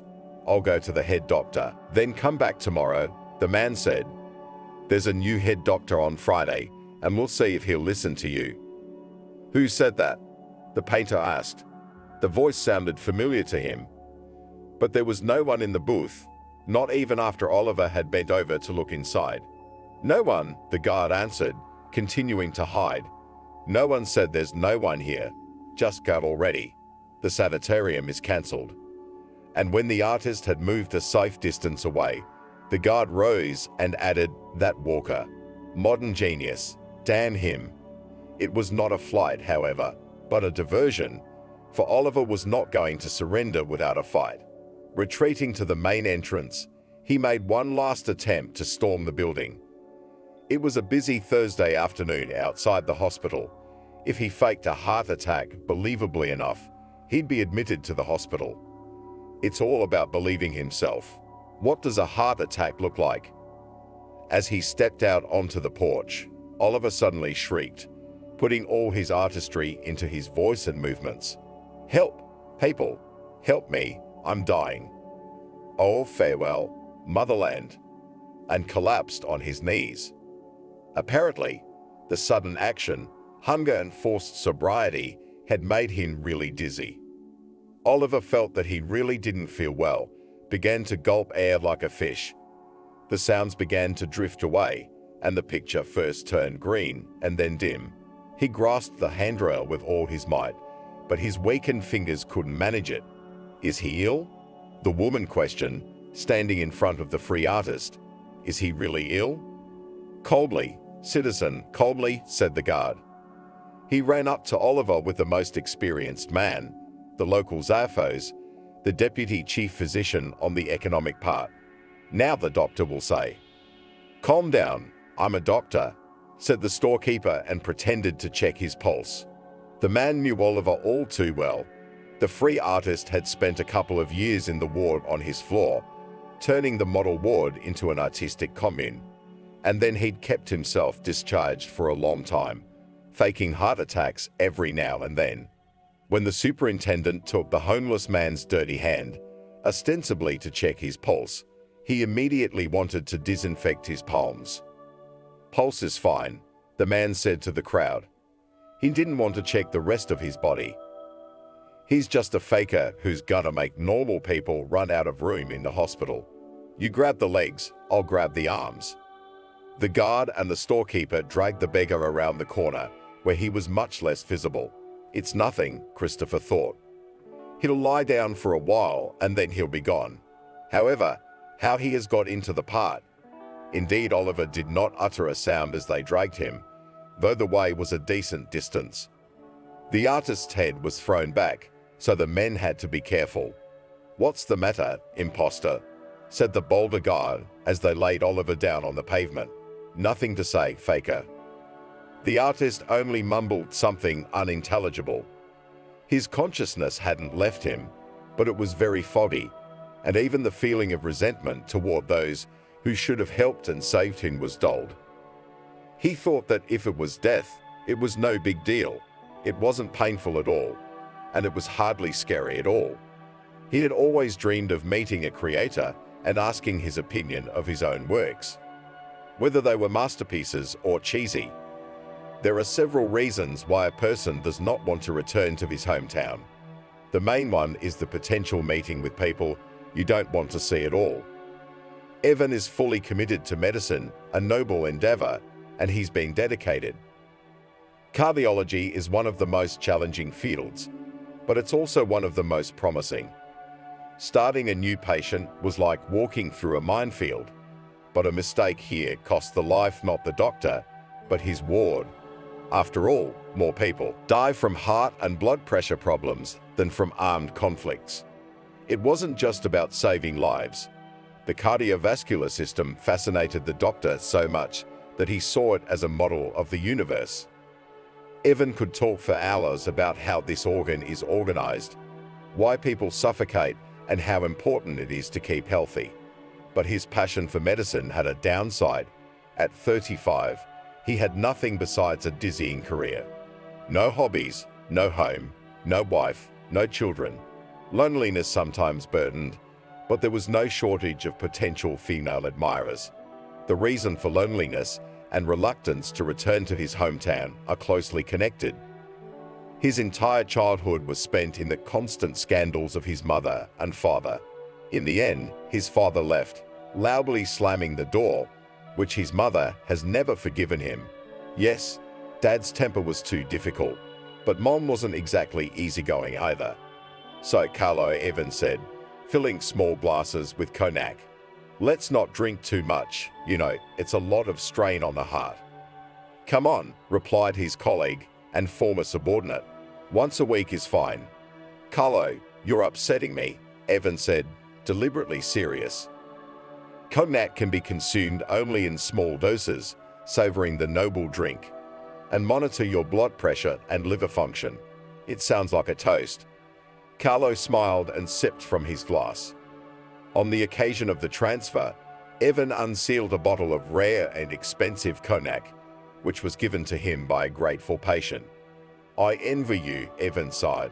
You have everything, and a wife, and a son, and a daughter, and most importantly, no ambition. You don't want to be the head of the department or the deputy chief physician. What's your secret? It's simple, Evan, Carlo answered. Think about yourself. Think about yourself. Well, you'll make indicators to the ministry. You'll get the work done. You'll reduce the death rate. You can do it, Evan. I don't doubt it for a second. What's in it for you? You're just gonna hand your skills over to these frames. Your last name, your genes? Carlo pointed to a wall hung with certificates of appreciation and diplomas. Certificates from the many courses Evan had attended crowded around it. If they were to be believed, there was simply no field in cardiology that didn't lend itself to a talented physician. You're wrong, Evan said, filling his glasses. I'm not doing all this for the ministry. I'm doing it for me. I'll get my dissertation and then I'll live. I'll get married. I don't believe it. Carlo shook his head. Why do you need a wife? You know how to do everything yourself. I think you could take out an appendix yourself, like the polar explorers, and without anesthesia. Well, you're overdoing it here, waved his hand. I'll have kids. I'll have kids. You need to choose a wife from pediatrics or nurses. They sat for 2 more hours, remembering cases from their rich medical practice. 3 years flew by like a day. Evan didn't stay anywhere for long, because moving around was easy for him. If you don't have a home or family, it's easy to move. It's all about moving up and moving forward. The main thing he had learned from his father was to hold back against his will. There were so many times in his life when he wanted to say what he thought about the other person. To humiliate, to hurt, to ironize. But medicine teaches you to spare other people's feelings, reminding you every day that you don't last forever. Evan gave himself exactly 1 day for handoffs and packing. That should be enough time to carefully pack his certificates and commendations in one box and his things in another. The departure from the physical shell took longer. Lying on the cold ground, the free artist continued to feel the breath of the wind, and a bug bit his finger painfully. But the old man did not move and stubbornly waited for the transition to a new dimension, which he had been waiting for so long. As soon as the last of his strength left Oliver, an angel flew down to him. Look, it's him. Walker, a girl's voice called out. It's him. Oliver opened his eyes wide. No, it wasn't an angel, it was a girl. There was a boy with her, too, who was not quite as expressive. They were walking together in a strange city, as adventurers should. And judging by the fact that he had never seen this couple on the streets before, they were newcomers. Yes, the color and identity seekers sometimes wandered into their town. Help, Oliver asked. Help me sit down. Are you really Walker? The girl wouldn't stop. I did a term paper on your painting. Really, nodded the artist. The guys sat him down and leaned him against the wall. Drink. The girl obligingly held out a bottle of water, but Oliver shook his head negatively. and pointed to the hand of the guy who was sipping a beer. When you come to a foreign city, everything tastes better here, even this vulgar drink. The young man thought for a moment, but gave the bottle to the old man. He literally sucked on the neck and poured every last drop into himself. "Oliver, are you sick?" the girl asked. It turns out that not just rare tourists, but those who are interested in art, have wandered into their city, and in the nameless homeless man lying near the picturesque street, recognized the artist. "Should I call a doctor?" No, my soul," Oliver replied. He was pleased to be known and remembered. "Lying here in the shadow of the street, I've been gauging perspective. I was looking for inspiration for my new paintings. You see," said the young man, addressing the angelic girl, who couldn't get past Walker himself. "I told you, it's just a bum lying around. And you, bad for the artist, bad for the artist." "Peter, what are you?" the girl hissed at him. "You're embarrassing me." "Do not pay attention, it's just a joke." These words were already addressed to a new acquaintance, which she had previously seen only on the pages of a rare catalogue of paintings. "It's nothing. Artists quickly get used to criticism," Oliver said, although Peter's words hurt him. "How did you recognize me, my soul?" "There is only one famous artist in this city," shrugged the girl. "Besides, I remembered that ring on my index finger right away." Oliver looked at his hand. Indeed, his talisman, his trademark, had accompanied him throughout his career, both during his rapid rise and during his endless fall. The red stone looked like a sapphire caught in the clutches "Of course," answered the artist without a shadow of embarrassment. A complete exclusive, the rise and fall of Oliver Walker. Interested. The naked eye could see that the guy did not like the idea very much, but he'd come from far away, come at random, so he was ready for adventure at heart. Peter had no idea why this bum in dirty clothes his girlfriend called an artist, but in order not to quarrel, he was ready to tolerate the society of a strange man, especially since he looked harmless. Oh, that deceptive appearance. "We could use a guide," he said peacefully, "and don't worry about a glass of wine. We can let you have a bottle." "Really, Leslie?" "I don't think artists drink," said the angelic-looking girl. "Isn't that right, Mr. Walker?" "It's true, Leslie," Oliver nodded. "I hate those alcoholic liquids. I have to take them solely to induce inspiration in my soul and to make peace with the imperfections of the world around me." Things are neatly folded and organized in drawers. Letters of gratitude and certificates disappeared from the walls as if they didn't exist at all. The former head physician looked absent-mindedly at the inventory and understood nothing at all. In fact, he contemplated the figures only to avoid giving the impression of an incompetent person. "The paperwork seems to be fine," Andrew stretched out.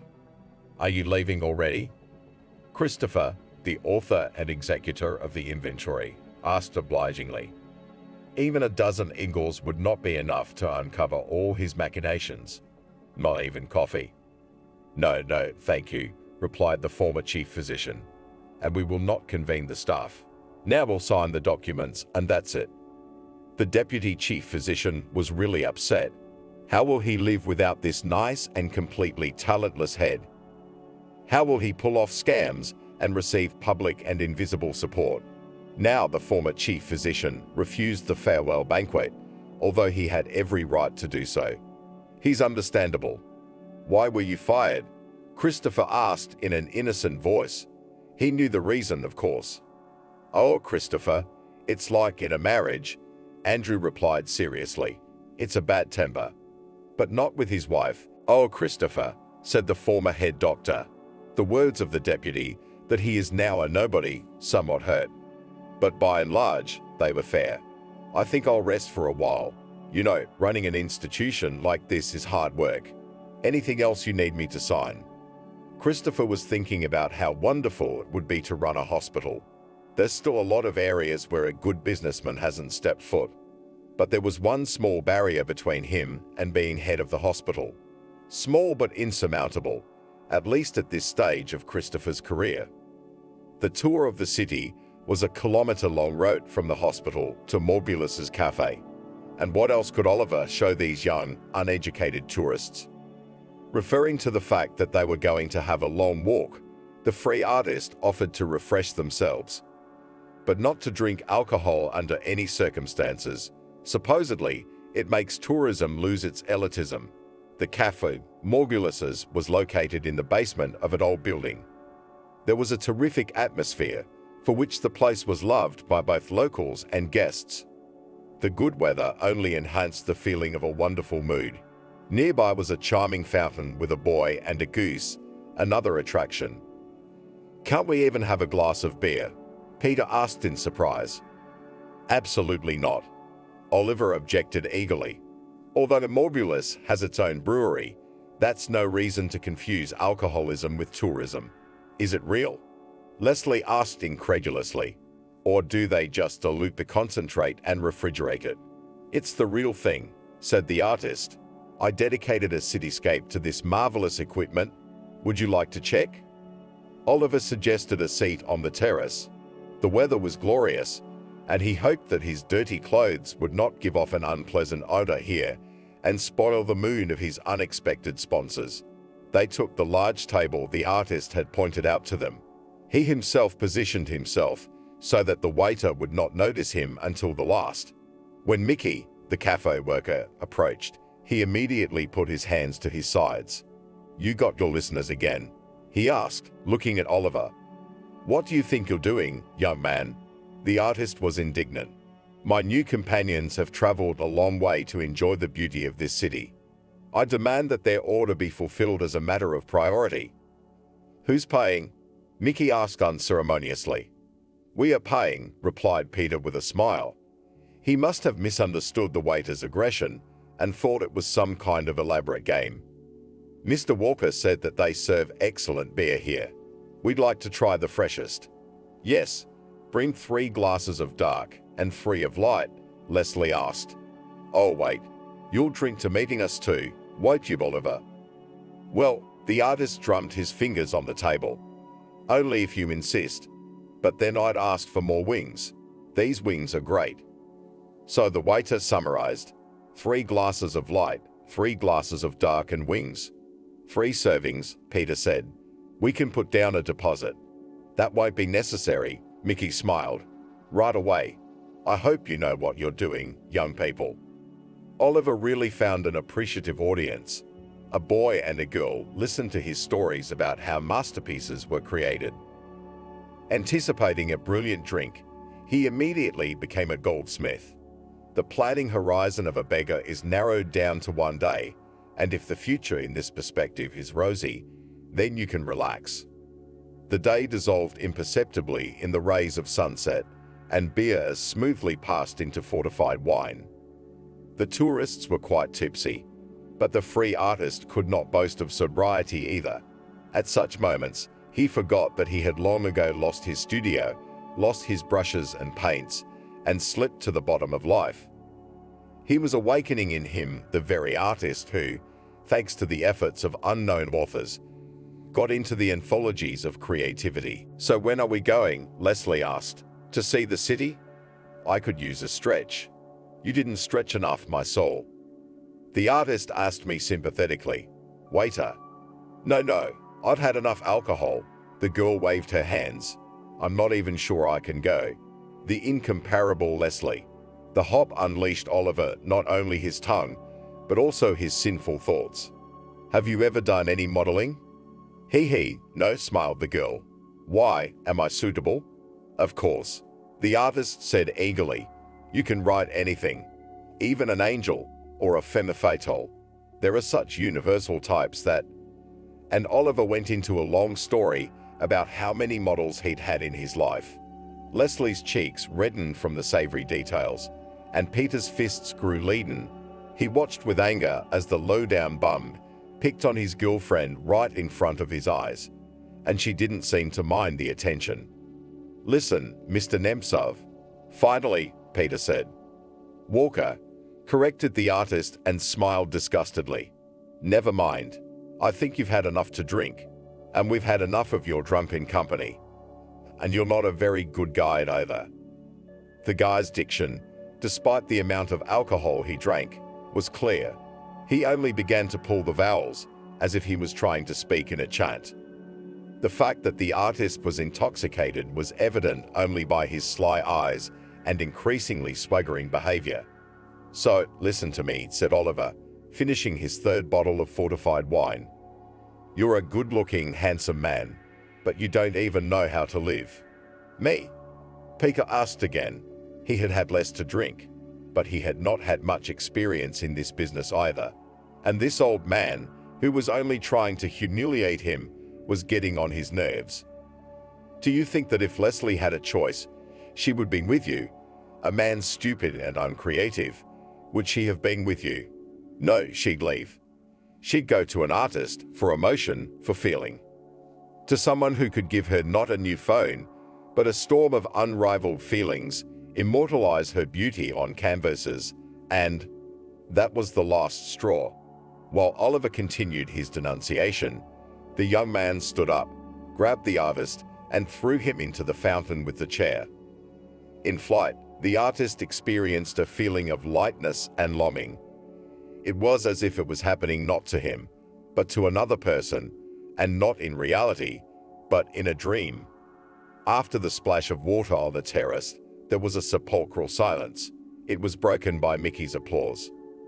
"Brilliant," said the waiter. "The establishment will gladly give you a discount of 20% off the final check." It seemed to Paul that Oliver had gone to the bottom and was not coming out. Several customers ran up to the fountain to help the unfortunate man. Leslie seemed ready to fall through the ground from shame and embarrassment. Evan looked around the office to see if he'd forgotten anything important. It looked like he'd taken everything. "Thanks to this madhouse, let's go to another one." For several years, he had been working as the head of the cardiology department, angry at someone, hoping for something, and now he was going to conquer a new peak. Evan was sure that one day he would be able to change the medical system so that it would turn to the patient, and along with the bureaucratic grin, it showed a nice, neat smile. "So that's how we're leaving," he heard a familiar voice behind him. "So we're saying goodbye, huh? Well, it's not like I'm a patient. I don't necessarily need to be treated humanely or humanized." Evan turned around. Victoria stood on the doorstep, the most talented nurse of the department, and also his favorite. She was an incredibly beautiful girl, with a chiseled figure and a charming face, but a sharp tongue. For the past 2 years, they only pretended not to meet and do not love each other. Rumors about their relationship circulated in the hospital, but Young and Happy denied them. "We're not saying goodbye," Evan smiled. "Am I moving to another planet? I'll be 100 kilometers away from you. Do you know how often we'll see each other? Once a month, at least." Victoria chuckled to make another barb, but suddenly cried. Cardiologist inwardly was ready for any claims, jealousy, shouting, but not for tears. This female weapon instantly forced him to declare surrender. And now he, initially ready to clarify relations, suddenly softened instantly. And he began to think how to calm the favorite, and at the same time to explain to her that the final separation is not in his plans. "Victoria, come on," he said. "I wanted to leave without saying goodbye." "You're a fool, Evan," replied the girl. "You're a PhD in English, but you're a fool. To league in English, you have to be an Englishman, and you, my cosmopolitan, can leave only foolishly." Vuka had recently turned 25, and all the nurses she had started working with after college had either gone off to study to be doctors or had jumped out and gotten married and gone on maternity leave. But who were they getting? Drivers, laborers, managers at most. Victoria wanted a prince. The only one available was Evan, who was more like a king in exile, an eternal wanderer, prevented from ascending to the throne by his enemies. "Victoria, come on," the cardiologist said again. "You and I are not saying goodbye. I believe in long-distance relationships." "Really? Asked the girl, and I do not believe. Do you know how many proposals I've had? Marriage? Evan was surprised. I thought we were dating. You're a fool, Evan, shouted the nurse. Job offers. I'd had all kinds of job offers. Head nurse, private clinic. You're the only reason I've stuck around. I'm waiting for you to make me happy. Evan had to admit that she was right. It was high time for him to settle down, to have a family and children. They managed to hide their relationship even from their friend Grishka. That, by the way, is not very upset about the departure of a comrade. After all, not somewhere there is going, and on the promotion. I'm sorry, Victoria, Evan exhaled. I guess I'm just not ready. I'm just not ready yet, that's all. For what? Well, for my family, the cardiologist replied. If my kid gets sick, and you know what I'm like, I'll call a concilium. We'll discuss all the staff snot or, God forbid, upset stomach. Silly, silly Evan, Victoria said, but in a calm voice. She took her man's hand. We just have to try to do things the way people do. How? Evan asked. I asked you to keep our relationship private so you wouldn't get strangled here. Do you know how hard it is for a husband and wife to be in the same team? I could handle that, Victoria replied defiantly. Or haven't you seen how strong I am? I mean something else. You could have introduced me to your parents, rented an apartment together. You know, in the dormitory, there are no romantic meetings. Are you really that desperate for money for me? Evan felt embarrassed. Even though he held a respectable position, he still lived in the dormitory as a lab technician. Except that they gave him a separate room, but the doctor did nothing to make it cozy. He didn't even hang a curtain on the window.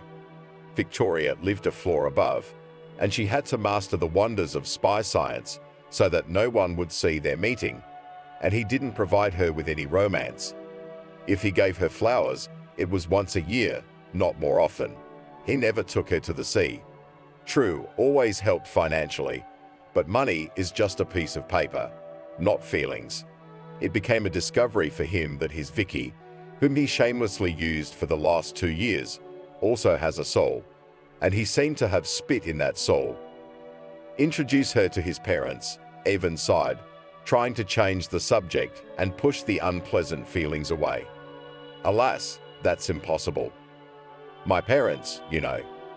And the cardiologist made a vague gesture, which could be interpreted in 2 ways if desired.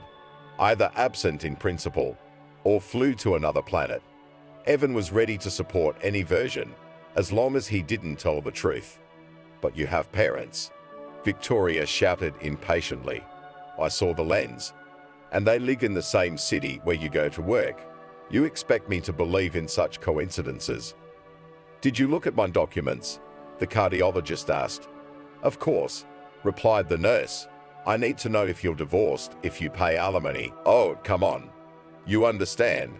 My parents are. How can I put it delicately? Well, you're not gonna like it. You got a woman in there. Victoria hissed angrily. Maybe your true love is out there waiting for you. And I'm just a substitute brigade for an urgent need. No, what are you? Said the doctor.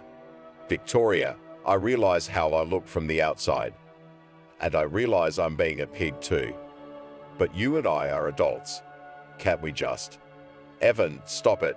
The nurse interrupted him, impatient. I believe you, but let's make a deal. If you're leaving for good. And don't call me, and don't write, and don't ask for anything. I'll never give you anything else, not one cell of my body. And I swear I'll marry the first tractor driver or combine harvester I see, whoever calls. Evan sighed. Victoria was really good for him. She not only knew her worth, she had it. And he treated her wrong, looked down on her. He used her love like he was taking raisins out of a bun. Everything tasty in his mouth and the rest on the floor. That's not right. But why didn't you think of that before? Victoria, he asked, give me a week. How about this? 1 week from now, and everything will come to a head. Either I propose to you, or we go our separate ways. Okay." The girl was silent, wondering what to say. There was a whole range of feelings on her face. She must have been trying to understand why she was wasting her time with this good but indecisive man. So, while the operation is going on and seconds count, he can make the right decision quickly. But if the question is about his personal life, he needs weeks, months, years. The answer to the indecisive suitor was forming in her mouth. "You know what, Evan?" The flight into the fountain was unpleasant, but it was sobering. The cold fall air was invigorating. Oliver thought that he'd really behaved inappropriately. But that thought existed in his head, without any remorse or desire to make amends. It was already done, so why worry about it? "Thank you," he said to Peter, who approached the bum. "Indeed, my closet should have been washed a long time ago." "If you come near my girlfriend again, you hear me?" threatened the guy. I'll have you. I'll have you." "Come on, Peter, come on." Leslie ran up to him. "Oliver, I'm so embarrassed." "It's okay, I deserve it." The artist smiled. He again wanted to make an offer to work for him as a model, but changed his mind, looking at the young competitor. Very, very glad to meet you. Young people, come to our city again." A murmur reigned in the cafe. The second waiter put a tray with 2 bottles of wine and rushed somewhere inside into the bottles. He was probably going to call Thomas to have Oliver detained and brought to the station, but such a prospect was not in the plans of the free artist. He thought that any situation, even the most unenviable, could be capitalized on. Besides, Oliver had a more pressing problem. He needed to dry his clothes before night fell. Of course, it wasn't as cold as December or January, but catching pneumonia was a real possibility. Fortunately, he already had a plan of action for such an eventuality.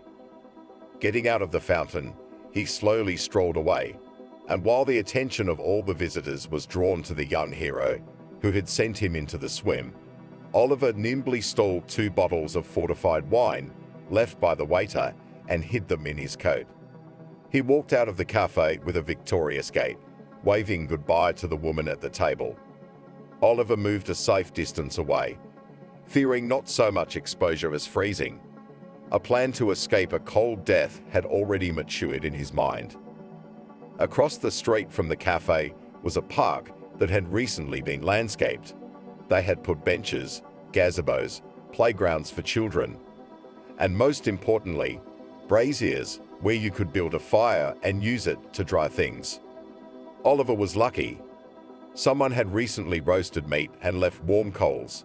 The artist threw some brushwood he had gathered nearby and began to fan the flames. There was something philosophical in it, something eternal. It is true what they say, you can look at the fire endlessly. When the branches were burning, he put a couple of logs to them, as if they had been left there for him. When he was warm enough, Oliver found a large bough, pressed it into the ground, and hung up his coat to dry. He put his boots and socks on the edge of the brazier, away from the flames. He buried his feet in the sand mixed with ashes and sat down on a log. So he spent 2 hours warming himself by the flame and sipping wine from a bottle. The blissful warmth spread both outside and inside his body. Soon all problems began to recede to the periphery of his consciousness. Also, a great idea popped into his head. Who said he couldn't go to the hospital? When it gets dark, he'll climb in through the window. He'll pick any room, lie down in an empty bed and tell the patients. Do they have every single person in there accounted for? When it was finally dark and Oliver was dead drunk, he began his difficult journey to the medical center. It was not only the darkness, which was at least diluted by the streetlights, but also the native soil.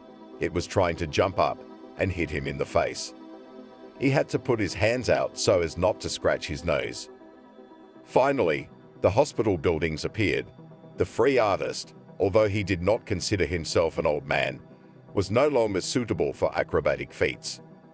Conquering the fence seemed to him like climbing a mountain peak. He urgently needed an open window to get inside. Even the second floor was an insurmountable obstacle. But he was lucky. Someone had left a window open in the hospital annex, right near the main entrance, just where the guard and some other character had taken him today. It was at this point that the elevation went down, so it was possible to get to the open window without too much labor. The free artist was jubilant once inside. In the pitch darkness, he felt how drunk he was. There was a sepulchral silence in the ward. The patients were barely breathing, and Oliver sneaked around so as not to wake them. In the darkness, he felt the bed and groped for it. It was small, narrow, and the bureaucrats were saving money on everything. There was no blanket, and the pillow was small and ridiculous. This one was definitely unoccupied. Oliver crawled onto the crib, covered himself with a sheet, and fell into a dead sleep. It was comfortable, soft, warm, and peaceful. For some reason, the bed had soft sides, but the intoxicated mind of the free artist did not pay any attention to it. The arrival of the artist did not wake anyone, although he was making a lot of noise. I wonder why. Helga couldn't help herself from the happy news. Her son was returning to the city. Not just anyone, but the head doctor of the local hospital. She couldn't believe her happiness, that such a negligent father could have such a wonderful offspring. Ivan didn't spoil her with visits, but he didn't disappoint her with calls. Yesterday, he called and said, as if nothing had happened, "I'm coming home as a chief physician," that he would write a dissertation and in general is going to reach for the stars. Helga was over the moon. She would have to bring home her old fool, and then life's journey could be considered a success. Of course, she could quite easily spend the rest of her days alone. But she felt it was her son, not her, who needed the reunion now. I could see why Evan had a grudge against her.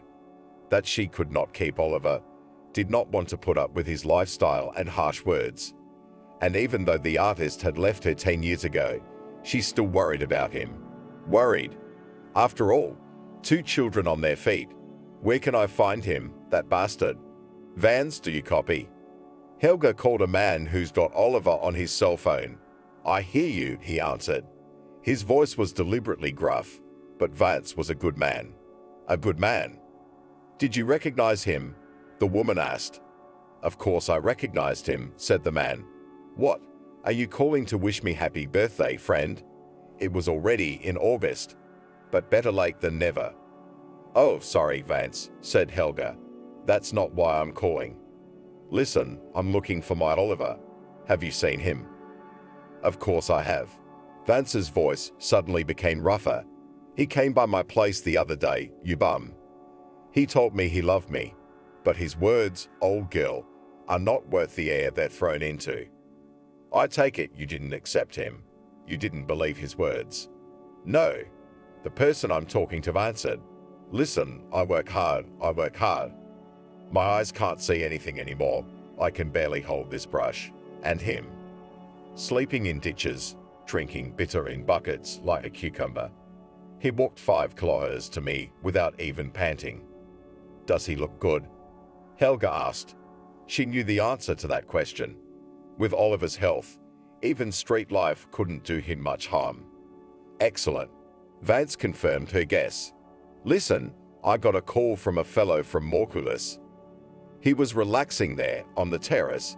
He saw such a thing." Helga thought for a moment, what are we talking about? And then she remembered the very place where she had tried her first cocktails when she was very young. Is this place still in demand among the public? "Oh, it's a cafe?" The woman was surprised. "Wow, are they still in business?" "Of course," replied Vance. "And you do not go out of the house at all?" "Oh, I go out, Vance. I go out." "So what happened there in this cafe that—" "Oh, that's right. This dummy of ours found some kids, kissed them off, and one of them almost drowned him in the fountain. He held him underwater for 3 minutes. Can you believe it? Everything bubbled up. They wanted to call the police, but he got away unharmed." Helga waved her hand. Vance always liked to embellish. "Tell you what, Vance, if you see mine, Tell him I was looking for him. I don't feel well. I'm going to die. Just say so. What, old woman, is it true? Asked the interlocutor. You do not dare me that, do you understand? I'll think about it. Helga replied and hung up. Every change for the worse, Christopher thought, sitting in his cozy office. The leather armchair perfectly fit his generally slender figure. In the corner stood an expensive electric kettle with a built-in filter, coffee maker, humidifier, and other gifts from grateful contractors. If he suddenly wanted to rest, you can lie on the leather sofa, another surprise he received after the renovation of the entryway. But there's no time to rest for Christopher. On the door is a proud, gold-embossed plaque. Deputy Chief Physician for Housekeeping. It's a work of art. The printing is even. And there's not a blemish or dot on the surface. The most beautiful plaque in the country. Christopher was sure that even the Minister of Health himself had a worse seal. He made himself, and at the same time renovated the hospital, the buildings, and the surrounding area. Alas, the available space for repair and improvement in the hospital was running out. The money was running out, and Christopher still had to renew his car and send his son to language courses abroad. He'd have to make do. When he was appointed Deputy Chief Physician, the detractors laughed. Christopher doesn't even have a medical degree. You're not a doctor. Said one of his enemies, you're the storekeeper. Who gave you the right to be called Deputy Chief Physician? Christopher reacted coldly to such attacks, answering with restraint. With his detractors, he gradually sorted out, because the head cooks always have long and clean hands. Indeed, is it a joke that a man who is not directly related to medicine became Deputy Chief Physician? Christopher would answer this question in blocks. First, you have to convince everyone of your indispensability.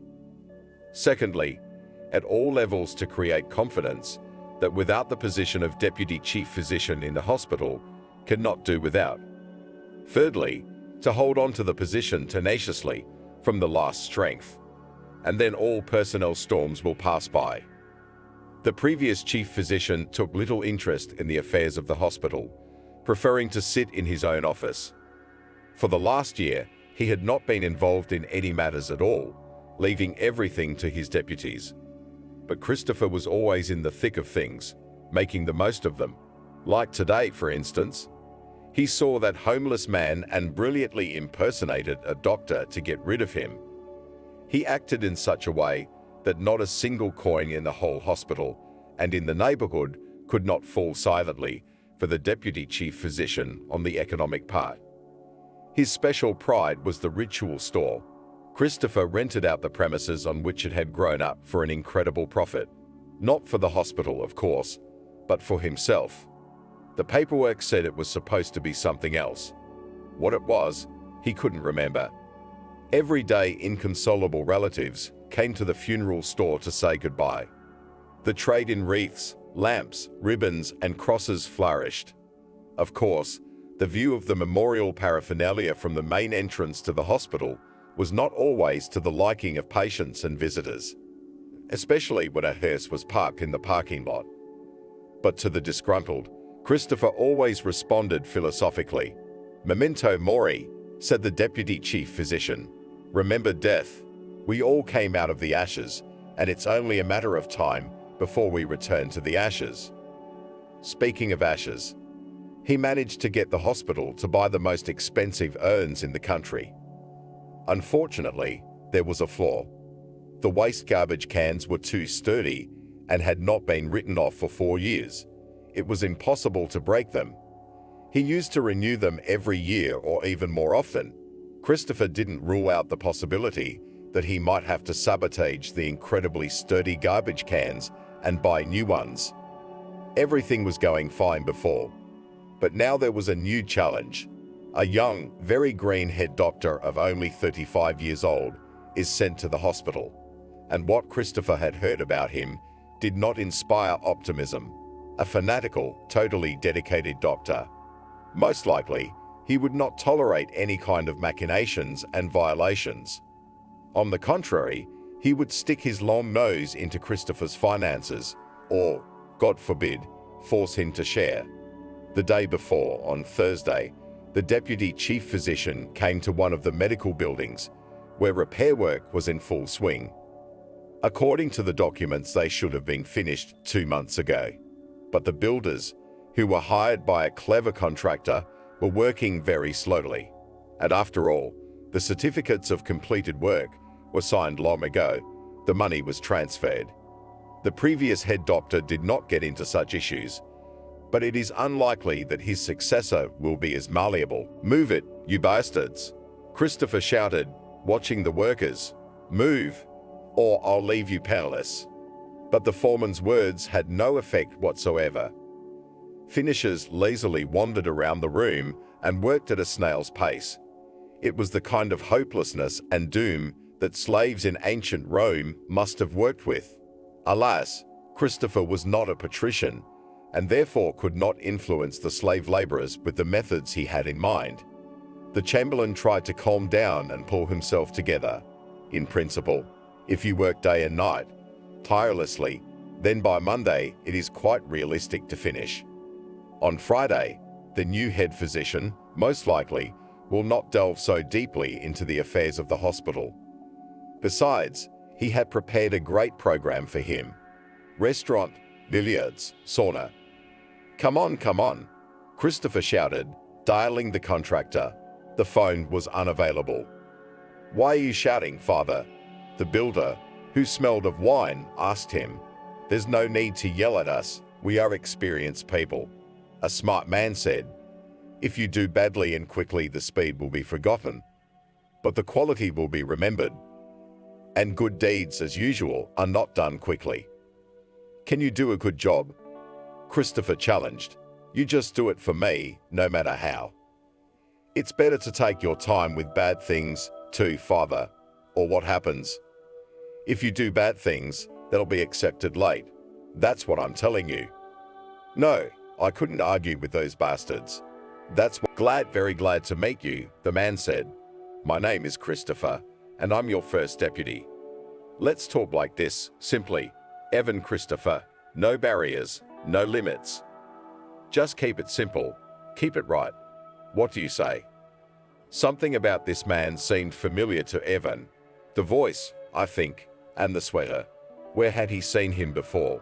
Maybe at a reception.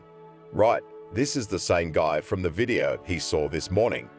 Not a lot of views, of course, but still. The chief medical director pulled his cell phone out of his pocket. The link was saved. "Hello, Christopher," Evan said. "I'm the new chief physician. I wonder where I've seen you before." And then I answered on the internet. "Look, aren't you in this video?" He turned on his phone and showed it to his deputy. But he wasn't embarrassed for a second. Putting the same trademark smile on his face, he said without hesitation, "You see how well we're doing. We cured him." "Cured who?" The head doctor was surprised. "You know who, the patient. Here, did not go a little bit to the emergency room, so we moved. Do not pay attention, do not worry." "Do you know what happened to him?" Evan asked.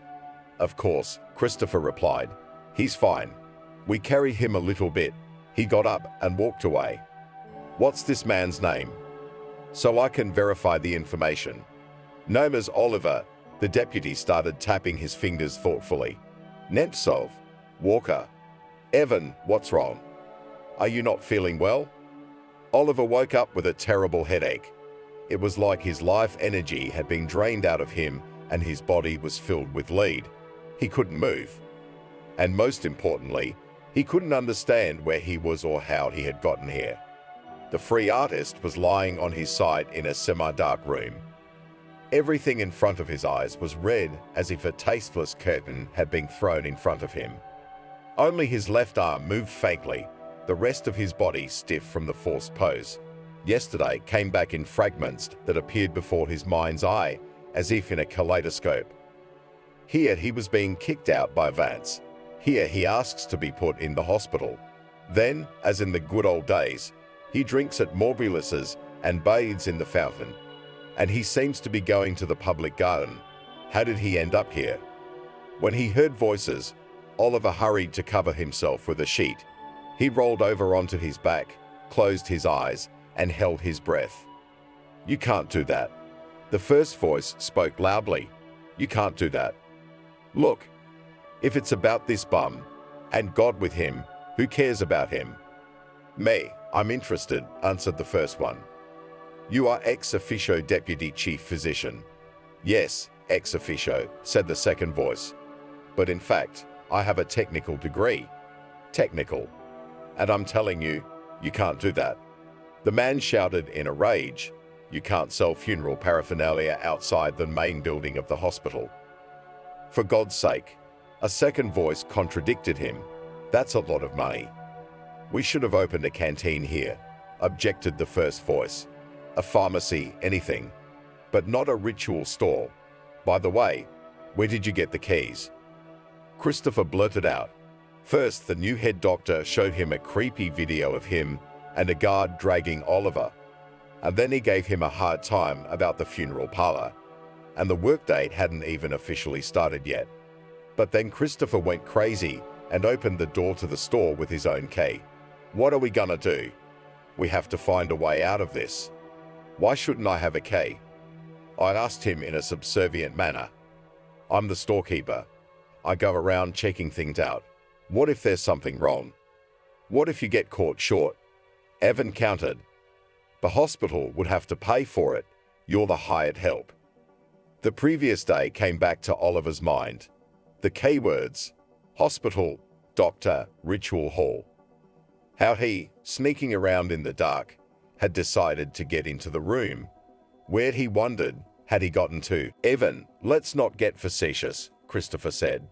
"Yes, the funeral parlor is not a pleasant sight for some of the more impressionable people. But look at the order inside. What cleanliness!" The head doctor had a different opinion. He could smell a subtle but unpleasant odor, which is something people might give off if they're, "Wait, really? See how neat it is here." Christopher kept pushing. Wreaths to one side, ribbons in another, crosses in a third, coffins. "Yeah, let's talk about coffins," Evan agreed. "Does this coffin personally? Doesn't raise any questions." Lying under the sheet, Oliver began to shiver. The voices grew louder and the footsteps closer. He thought about taking off his veil, jumping up and running away. But his stiff body would hardly approve of such a dynamic. "Can you see?" Evan asked. "Oh, for crying out loud, there's a dead body in here. It's in the coffin, not in the refrigerator." Christopher's eyes widened. Indeed, in one of the coffins, under the sheet, the outline of a man was clearly visible. The only nuance was that the arms lay unnaturally on his chest, as if they had been placed carelessly. Overcome with fear, Christopher lowered the sheet. His eyes darkened. In the coffin lay the homeless man they had carried around the corner of the hospital yesterday. "Good God," the deputy whispered, crossing himself. "God forgive me. God forgive me. God forgive me." "Father!" Evan shouted, running up to the coffin. "Father!" Christopher sobbed. He felt sorry for everyone. The poor bum whose heart attack yesterday he'd mistaken for a talent act. The new head doctor, who was starting work with such a tragic incident. But most of all himself, because it is he, Christopher, who will be held responsible for what happened. And it looks like it's going to be more than just a dismissal. Investigators from the capital will come here. They will dig, and they will find every penny that leaked past the state treasury. Ahem. Suddenly the corpse coughed and opened his eyes. "Oh, Evan, it's been years. Did you forget about your file?" In the ensuing silence, a noise was heard as the deputy chief physician for economic affairs collapsed to the floor. Evan slapped Christopher's cheeks, trying to bring him to his senses. The deputy chief opened his eyes. "It's a good thing there's carpeting everywhere," he whispered. "I'd have gotten hurt." The homeless guy was waddling around, warming up. How could he be Evan's father? Well, life happens, Christopher thought. Sometimes the most disgusting parents have great kids. But more often than not, it's the other way around. "Are you awake?" The doctor in charge asked, "I want a written explanation. Today." With these words, Evan headed for the exit. He had a hard job ahead of him. If he was met with such a mess at the entrance to the hospital, what would happen next? He had not yet touched the medication, the quality of the treatment, and other aspects that made up the success of the treatment. Evan walked with a steady stride, followed by Christopher, who had come to his senses. Oliver, exhausted from last night's drunkenness, was trailing behind him. He was thirsty, and he was leaning against the faucet of the cooler in the ritual stall, behind his son. The deputy chief physician was in such a hurry that he'd forgotten to lock the door. "Evan!" shouted Christopher as they passed through the lobby of the main building. "I can explain everything, I swear." "I don't doubt it for a second," the head doctor replied. Both explain and answer. People began to stare at them. Evan felt awkward, realizing that his new staff was getting to know him here and now in a less than ideal environment. But he was not going to change his mind. "Dear colleagues," he addressed those who were looking at him and Christopher, "I'm sorry we're meeting in such a difficult environment, but we don't have time to dawdle. We have a lot of work to do. Let's get to work." The little speech seemed to make a good impression on the staff. Evan caught a few appreciative glances and smiles and nodded to each one, then froze in indecision, wondering what to do next. "Heaven," for a word, a familiar voice sounded behind the newly minted head doctor's back. "Victoria," said Evan, turning around. "You're the last thing I needed." "Evan, I'm not waiting," the girl replied. "You'll give me a few minutes right now, or I'll leave you forever." Christopher rubbed his hands together. This was his salvation. Now, according to the situation, he would either organize a private meeting between them or... No, the chief was definitely not going to kick her out. Zaphos decided to take full control of the situation. Yes, don't kick the girl out," he said. "Come on, I'll show you your new office. You can talk to me. Here, look. This is Frank, our senior security guard. Frank, stay awake." He ran briskly up to the second floor of the main building, taking wide strides. He occasionally looked over his shoulder and made a hand gesture that said, "Catch up, catch up, catch up." Evan sighed and followed, taking Victoria under his elbow. "Victoria, it's nothing personal," the chief said. "It's all gone to shit here." "That's fine," the nurse smiled. "It's about time we got things in order, and I know how." As he passed the guard, Evan beckoned to him. "Frank, a word." Oliver couldn't believe his eyes and ears for a long time. This was how his son had grown, not only in height, but also professionally. He's an entire head doctor. Now, probably, it will be possible to go to the hospital as a free hotel and canteen. Now, no one will dare to kick him out on the street and talk to him disrespectfully. And the guard, he can even pull his ears, and nothing will happen to him for this. True, when the free artist was distracted, just for a second. This nimble little man took his son away under his arm with some girl. No problem. We just need to find his office. He is the head doctor.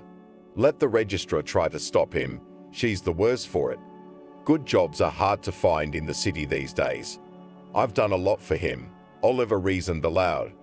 First of all, I brought him into the world. Secondly, I gave him a wonderful dog when he was 3.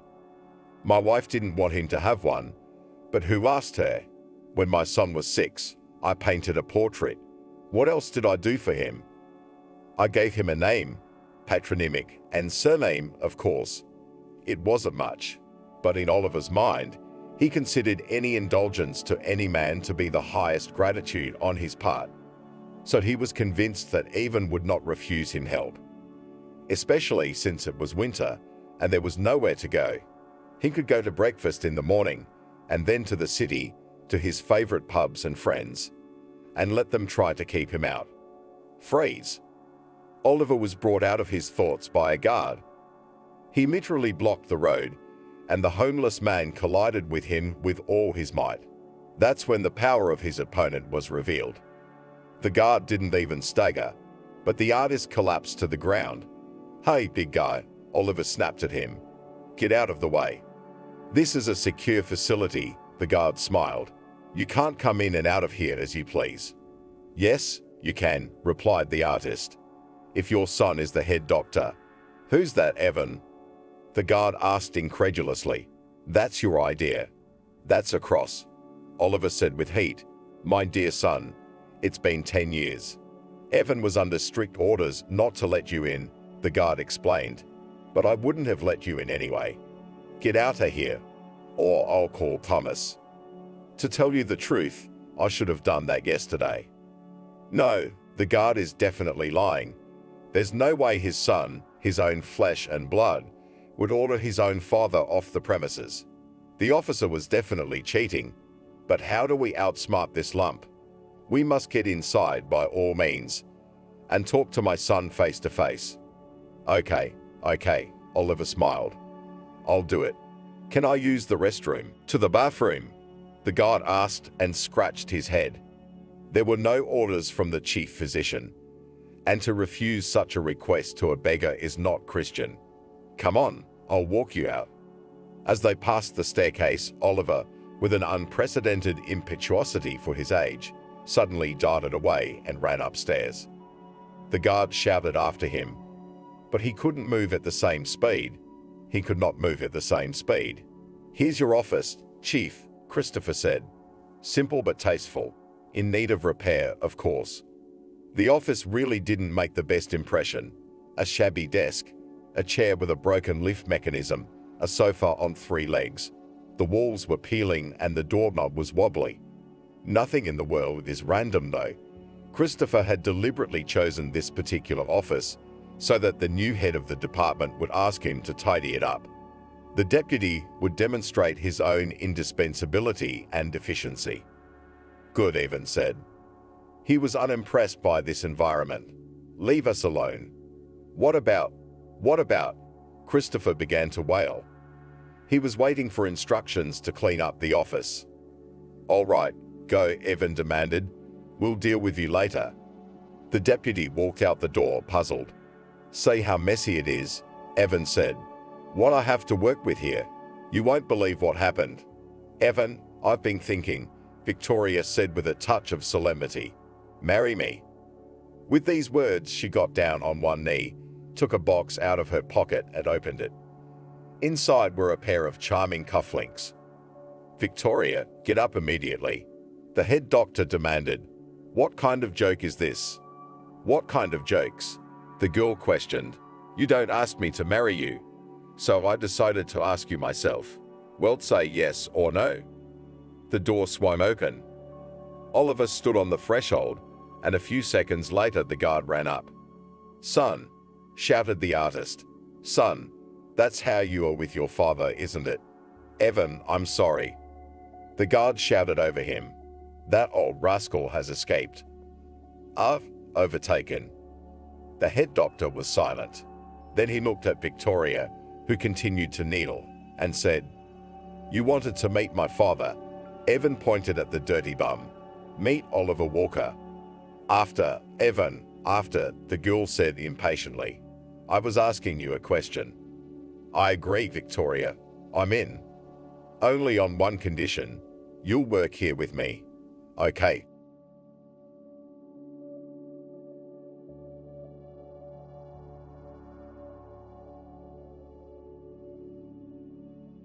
A nurse blew a big deal to a rich man by overhearing his wife talking to her lover, and by breaking the pact. After her husband left the family, Emily was left alone with 2 young children. Frankly, it was a blow, a shock.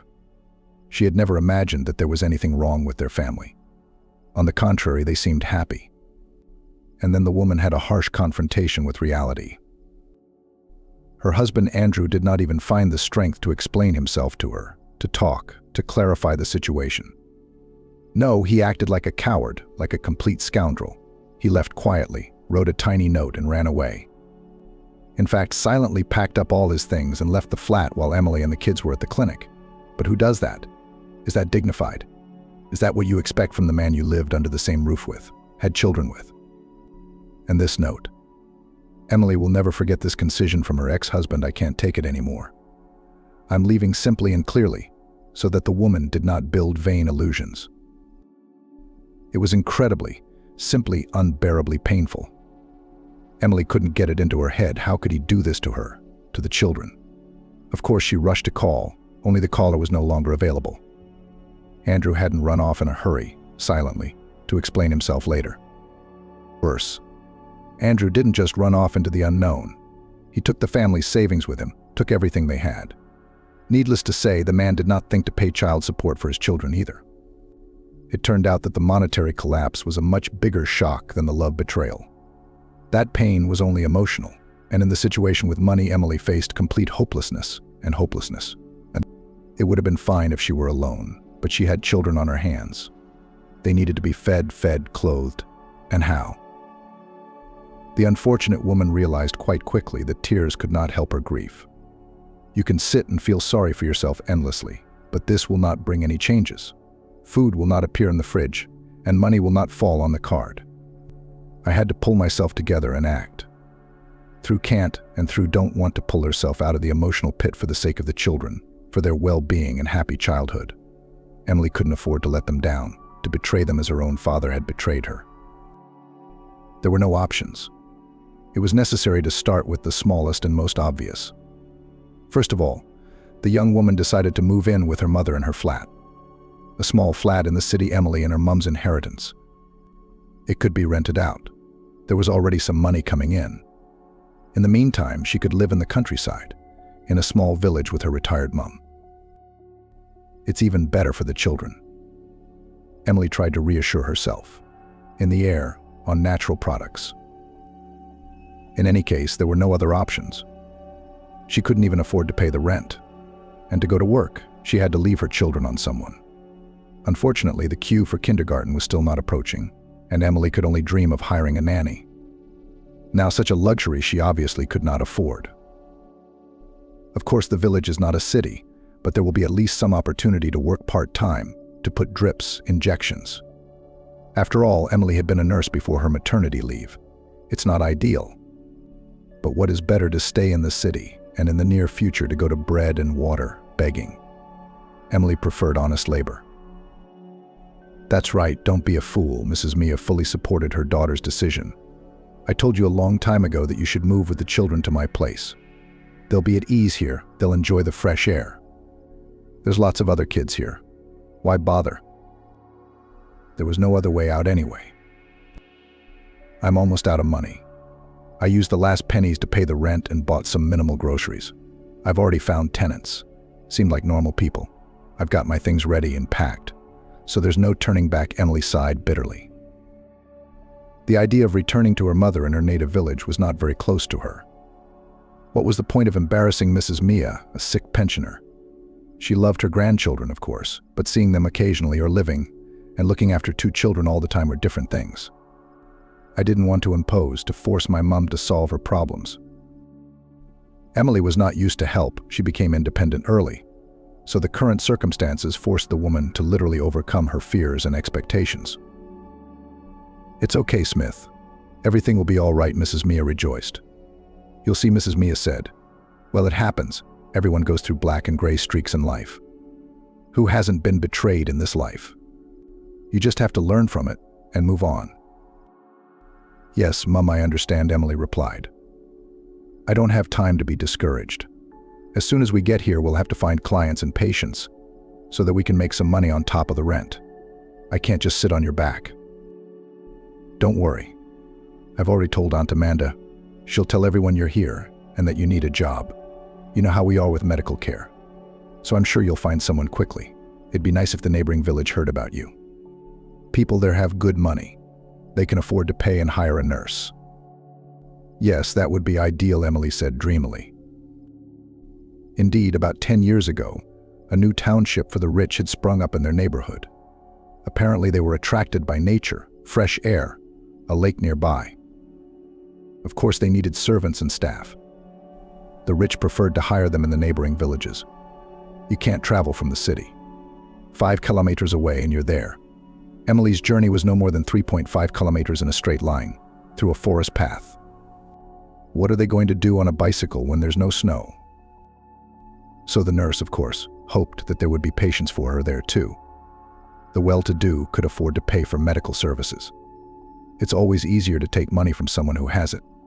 Emily knew that she would still take crumbs from some retired grandmother. She couldn't get over herself.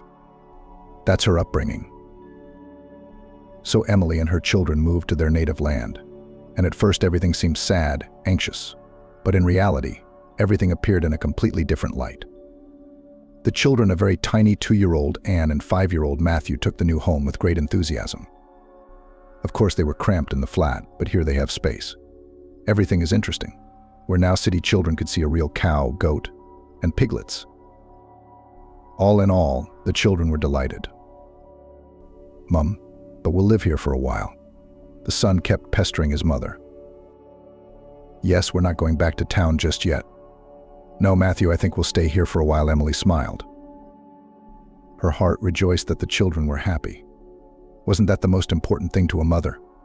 Emily was very worried about her children. Did she have anything more precious than them? So gradually, little by little, life began to get better, to get back on track. There were no more fears, you just had to move forward. Especially since Emily simply had no way out. How could she give up, admit her weakness?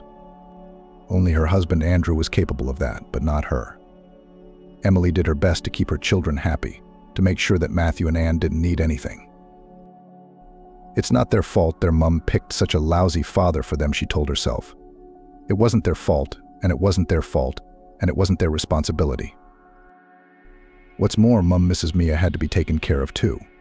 It was only now, living with her under the same roof, that her daughter noticed that she had given up a lot lately. And who would take care of them all but her? Who needs them? So regardless, Emily rolled up her sleeves and got to work. There was a lot of walking, cycling, a lot of socializing with seriously ill people. Of course, it was very exhausting both mentally and physically. But the nurse did not think to complain. Everything was going the way she wanted it to. There are patients who are able to pay for the work the same huge thanks. In such a situation, to grumble and complain is only to anger God. When the first regular clients started to appear, life in general began to shine with new colors. Finally gone that negativity of hopelessness and helplessness. And that was the most important thing. In this rhythm of life, the nurse survived for the 3rd month. Everything suited her. Especially fooled the woman that now was not ashamed to look children in the eyes, not refusing in trifles, for which bail lack of money. One day, Emily cycled to a neighboring village to visit her regular patient, to whom she was giving vitamin drips to maintain her general tone and health. The nurse liked Mrs. Jane very much. She paid well, she could afford it, she joked, she laughed, she didn't look down on the nurse. I've had my share of that. Their relationship was good, even friendly. Emily's mood that day was combative and upbeat. Mrs. Jane offered her a coffee after the drip. She didn't refuse.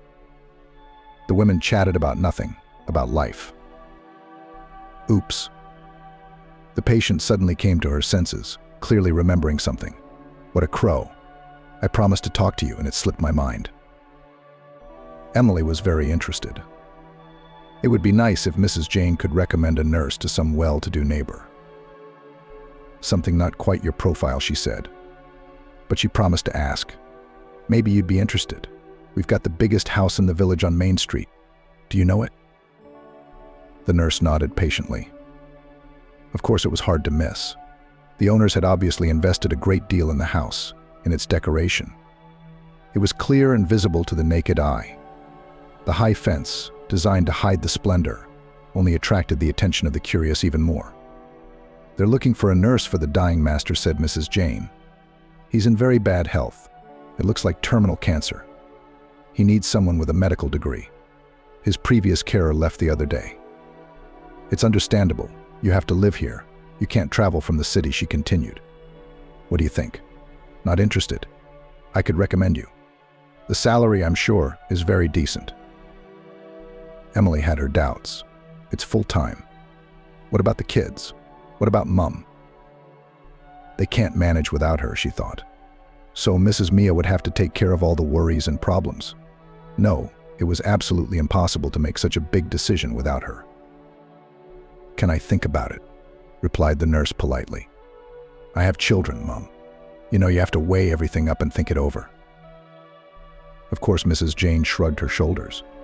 Well, think call. All the way back, Emily thought about the offer. A huge number of disadvantages: full-time work, a seriously ill person, constant presence in someone else's house. But there was a significant upside: the salary. And what to do? Back home, without putting things off, she called her mum in for a chat, told Mrs. Mia everything she knew. What do you think? Emily asked. There are a lot of downsides, but I'm sure the labor will be well paid. You know, money's no object right now, but I don't want to make a decision without you. I mean, this is about you too. I think I can manage with the children, replied Mum. There's no problem with that. After all, I understand that you can't live long with terminal cancer, right? It doesn't even last long. I'm more concerned about your morale. Being alone with a dying person all the time. Don't worry, it's my job, she smiled as calmly as possible. She didn't want to upset her mother further. It was absolutely unnecessary. Are you sure, Mum?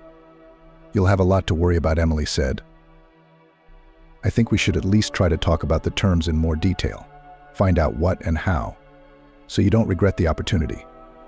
Fair enough? I'll do that, she nodded to her mum. It was early in the morning when the nurse called Mrs. Jane back. Hello, Mrs. Smith, she said good-naturedly. Good afternoon. I'm sorry to disturb you, said Emily. Can you tell me about the offer you made yesterday? Is it still valid? The nurse came straight to the point. I need to contact the landlady, Mrs. Chloe, and then I'll know. I'll ring her, ask her. If you still need a member of staff, she'll call you back. I'll give her your number. That'll do, Emily said. Yes, of course, thank you so much. You're welcome. Mrs. Jane replied politely and disconnected. It was as if she were glad to be a part of someone else's fate.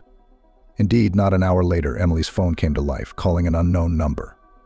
It was the same Mrs. Chloe. A carer was still needed. They were on the lookout for a decent person and a professional. As the landlady immediately indicated, judging by the voice, it was a middle-aged woman, quite polite, Emily thought. There was a slight swagger and arrogance in her tone, but within acceptable limits. After all, by then she was used to worse treatment from those in power. The lady invited Emily for an interview, reasonably noting that they should look at each other in person, and then discuss the terms of employment in detail. By lunchtime, Emily arrived at the same luxurious house. A little worried inside, she reassured herself that she had not agreed to anything yet. As long as they only discussed the terms in detail, one could always politely decline. She's human too, after all, she has a right? That gave Emily's confidence a little boost. Surprisingly, the owner of the house, the wife of Emily's potential patient, Mrs. Chloe, seemed very friendly and calm. Periodically in this village, she was no longer surprised at the rudeness or neglect. But calmness and good-naturedness really struck her with novelty. Of course, there were exceptions. For example, the wonderful Mrs. Jane. But they were few, unfortunately. Mrs. Chloe gave Emily a detailed outline of her tasks and responsibilities. The pay was indeed magnificent. The nurse was overwhelmed by the generosity of the owners. Of course, the services were not free. The demands on the nurse were also very high. The most unpleasant news for Emily was that the owners required the nurse to live right here, in their house, to be with the patient. However, she was given one day off a week, Sunday, of course with the proviso that nothing extraordinary happened, and the patient was stable. So what was to be done? What was to be done? Emily was confused. With her mum, she had discussed at least a partial presence at home. Mrs. Mia was brave, but what would she be like with the kids 6 days a week, 24 hours a day? On the other hand, Mum wouldn't understand if Emily said no. Meanwhile, the landlady, noticing the confusion in Emily's eyes, wasn't about to give up. I know it's a lot to ask, she said, but my husband, Mr. Matthew, needs round-the-clock care. He's hard to get along with people and hard to get along with new acquaintances. But you must admit, we are prepared to pay a decent fee for your services, said Mrs. Chloe. Of course, there is no question about that, Emily responded. Just understand me. It's not an easy choice. I have a mum and 2 young children at home. Mrs. Chloe's face showed disappointment. Weighing the pros and cons carefully again, Emily decided to take the job. The pay was too good. It was a sin to refuse. If Mom was having a hard time, she could find a nanny too. With the income she had, she could afford it. Especially since jobs were scarce in their town. Local girls would gladly agree to look after children, not for fabulous sums. It was decided. Among other things, there were some other rules, which the hostess thoroughly voiced at once. Some of them confused the prospective carer a little. For example, Mrs. Chloe wanted to be aware of absolutely everything that happens to her husband. His state of health, of course, was part of her affairs. But the list didn't stop there. The spouse seemed to ask additionally to spy on the dying. Or was that just Emily's impression? The nurse had assumed that Mr. Matthew was the first to be satisfied with her services. In fact, it appeared that Mrs. Chloe was the center of all decision-making for her husband. This confused Emily, but she quickly worked out a logical explanation for herself. Perhaps Mrs. Chloe was showing her love and concern for the dying man by such suffocating control. It happens, doesn't it? People are different and deal with stress and grief in different ways. It would have been possible to have a long internal dialogue, to doubt, to search for arguments, to wonder. But what good was that going to do? Emily resolutely reminded herself that her job was to serve. What was she, in fact, a servant? What right does she have to meddle in the relationship of spouses, especially in such a difficult life situation? It is necessary to remember their place and the circle of duties. Fulfill them as agreed. After all, she was warned about everything at once. So what now? Now that that's settled, it's time to meet your ward. Mr. Matthew surprised Emily at first sight. For one thing, he was much older than she'd realized. She had probably inferred this from the age of his wife, thinking they were almost the same age. In fact, it turned out that the man was about 20 to 25 years older than his wife. If Mrs. Chloe gave the impression of a blooming and well-groomed middle-aged woman, Mr. Matthew, it was immediately obvious, was at a rather advanced age. And of course, illness does not make anyone look young or beautiful. That the patient was seriously ill was evident without a word. He was thin to the point of dryness, his face was grayish-yellow, and his eyes were tired and sore. However, Mrs. Chloe confirmed her husband's diagnosis, which her neighbor Mrs. Jane had given Emily. The man had terminal kidney cancer. There was nothing that could be done. There was no miracle. No, all the patient needed now was to relieve the pain and support his body as best he could. Emily was a familiar person, so surprise was not reflected on her face. On the contrary, she stepped towards the prospective patient with a good-natured smile. "Good afternoon, Mr. Matthew. I'm Emily, your nurse, if you'll excuse me." "Hello," the man said hoarsely. "Well, let's get acquainted. Chloe, you can go on. I can do it myself," he turned to his wife, who brought the nurse. The woman nodded and immediately retreated. It was clear at once that no one argues or bickers with the owner of the house. If anything is done against his will, it is done secretly behind his back. As soon as the wife went out and closed the door behind her, the man turned to Emily again. "Please sit down. Now I need to look at you closely to decide if you're right for me." Strange. The owner of the house spoke very politely, calmly, unusually respectful and intelligent. But still Emily's insides clenched. She didn't remember the rest of her conversation with Mr. Matthew very well. For the most part, it was like an interrogation. The patient asked questions, looking at her with challenge and interest. He seemed less interested in the answers themselves than in the nurse's reactions. Emily was terribly frightened and almost mesmerized by this tired stare across the room. Finally, Mr. Matthew clapped his hands on his leg. "Yes, you're definitely the right man for me. I apologize for asking you. I may have overstepped the mark somewhere. But you see, I had to realize who I was going to spend the rest of my life with." It was a bold and even impertinent statement. What was I supposed to say to him? It was foolish to refuse and say that everything was still ahead of me. There was no reason to give up on herself. It would only offend the man, because everything is already clear. Why this pretense?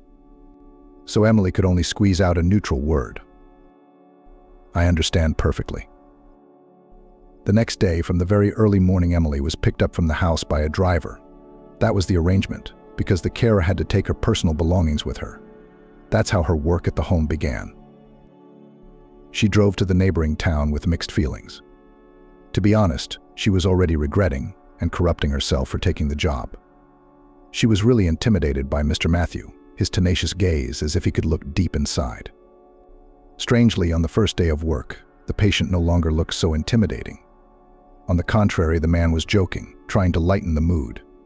There was no trace of that awful feeling of heaviness. Emily began to exhale a little, as she had to adapt to her new circumstances. It might seem silly, but the woman's anxiety wasn't going anywhere, not by a long shot.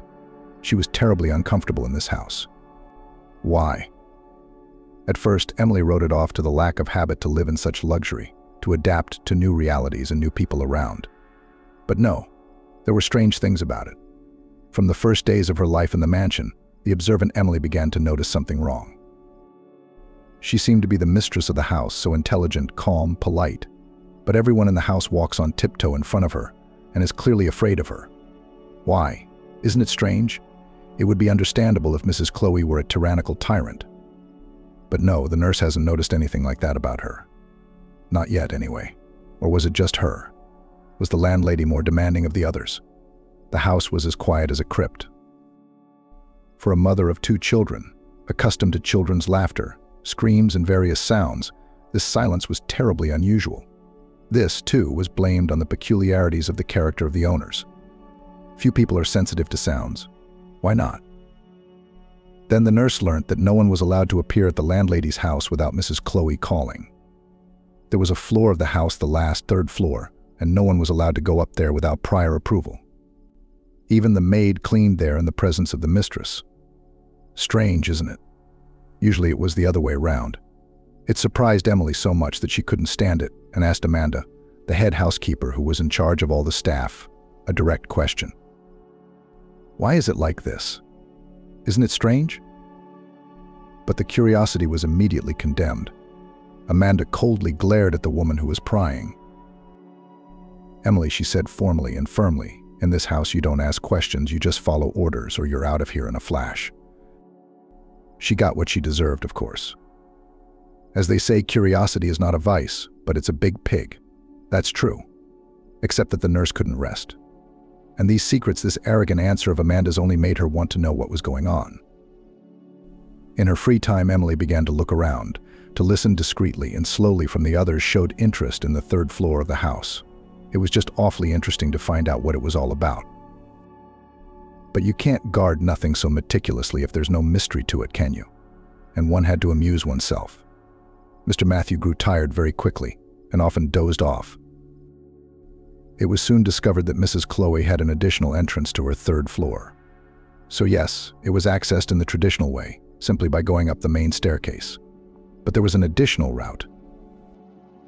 Emily had learnt about it quite by accident.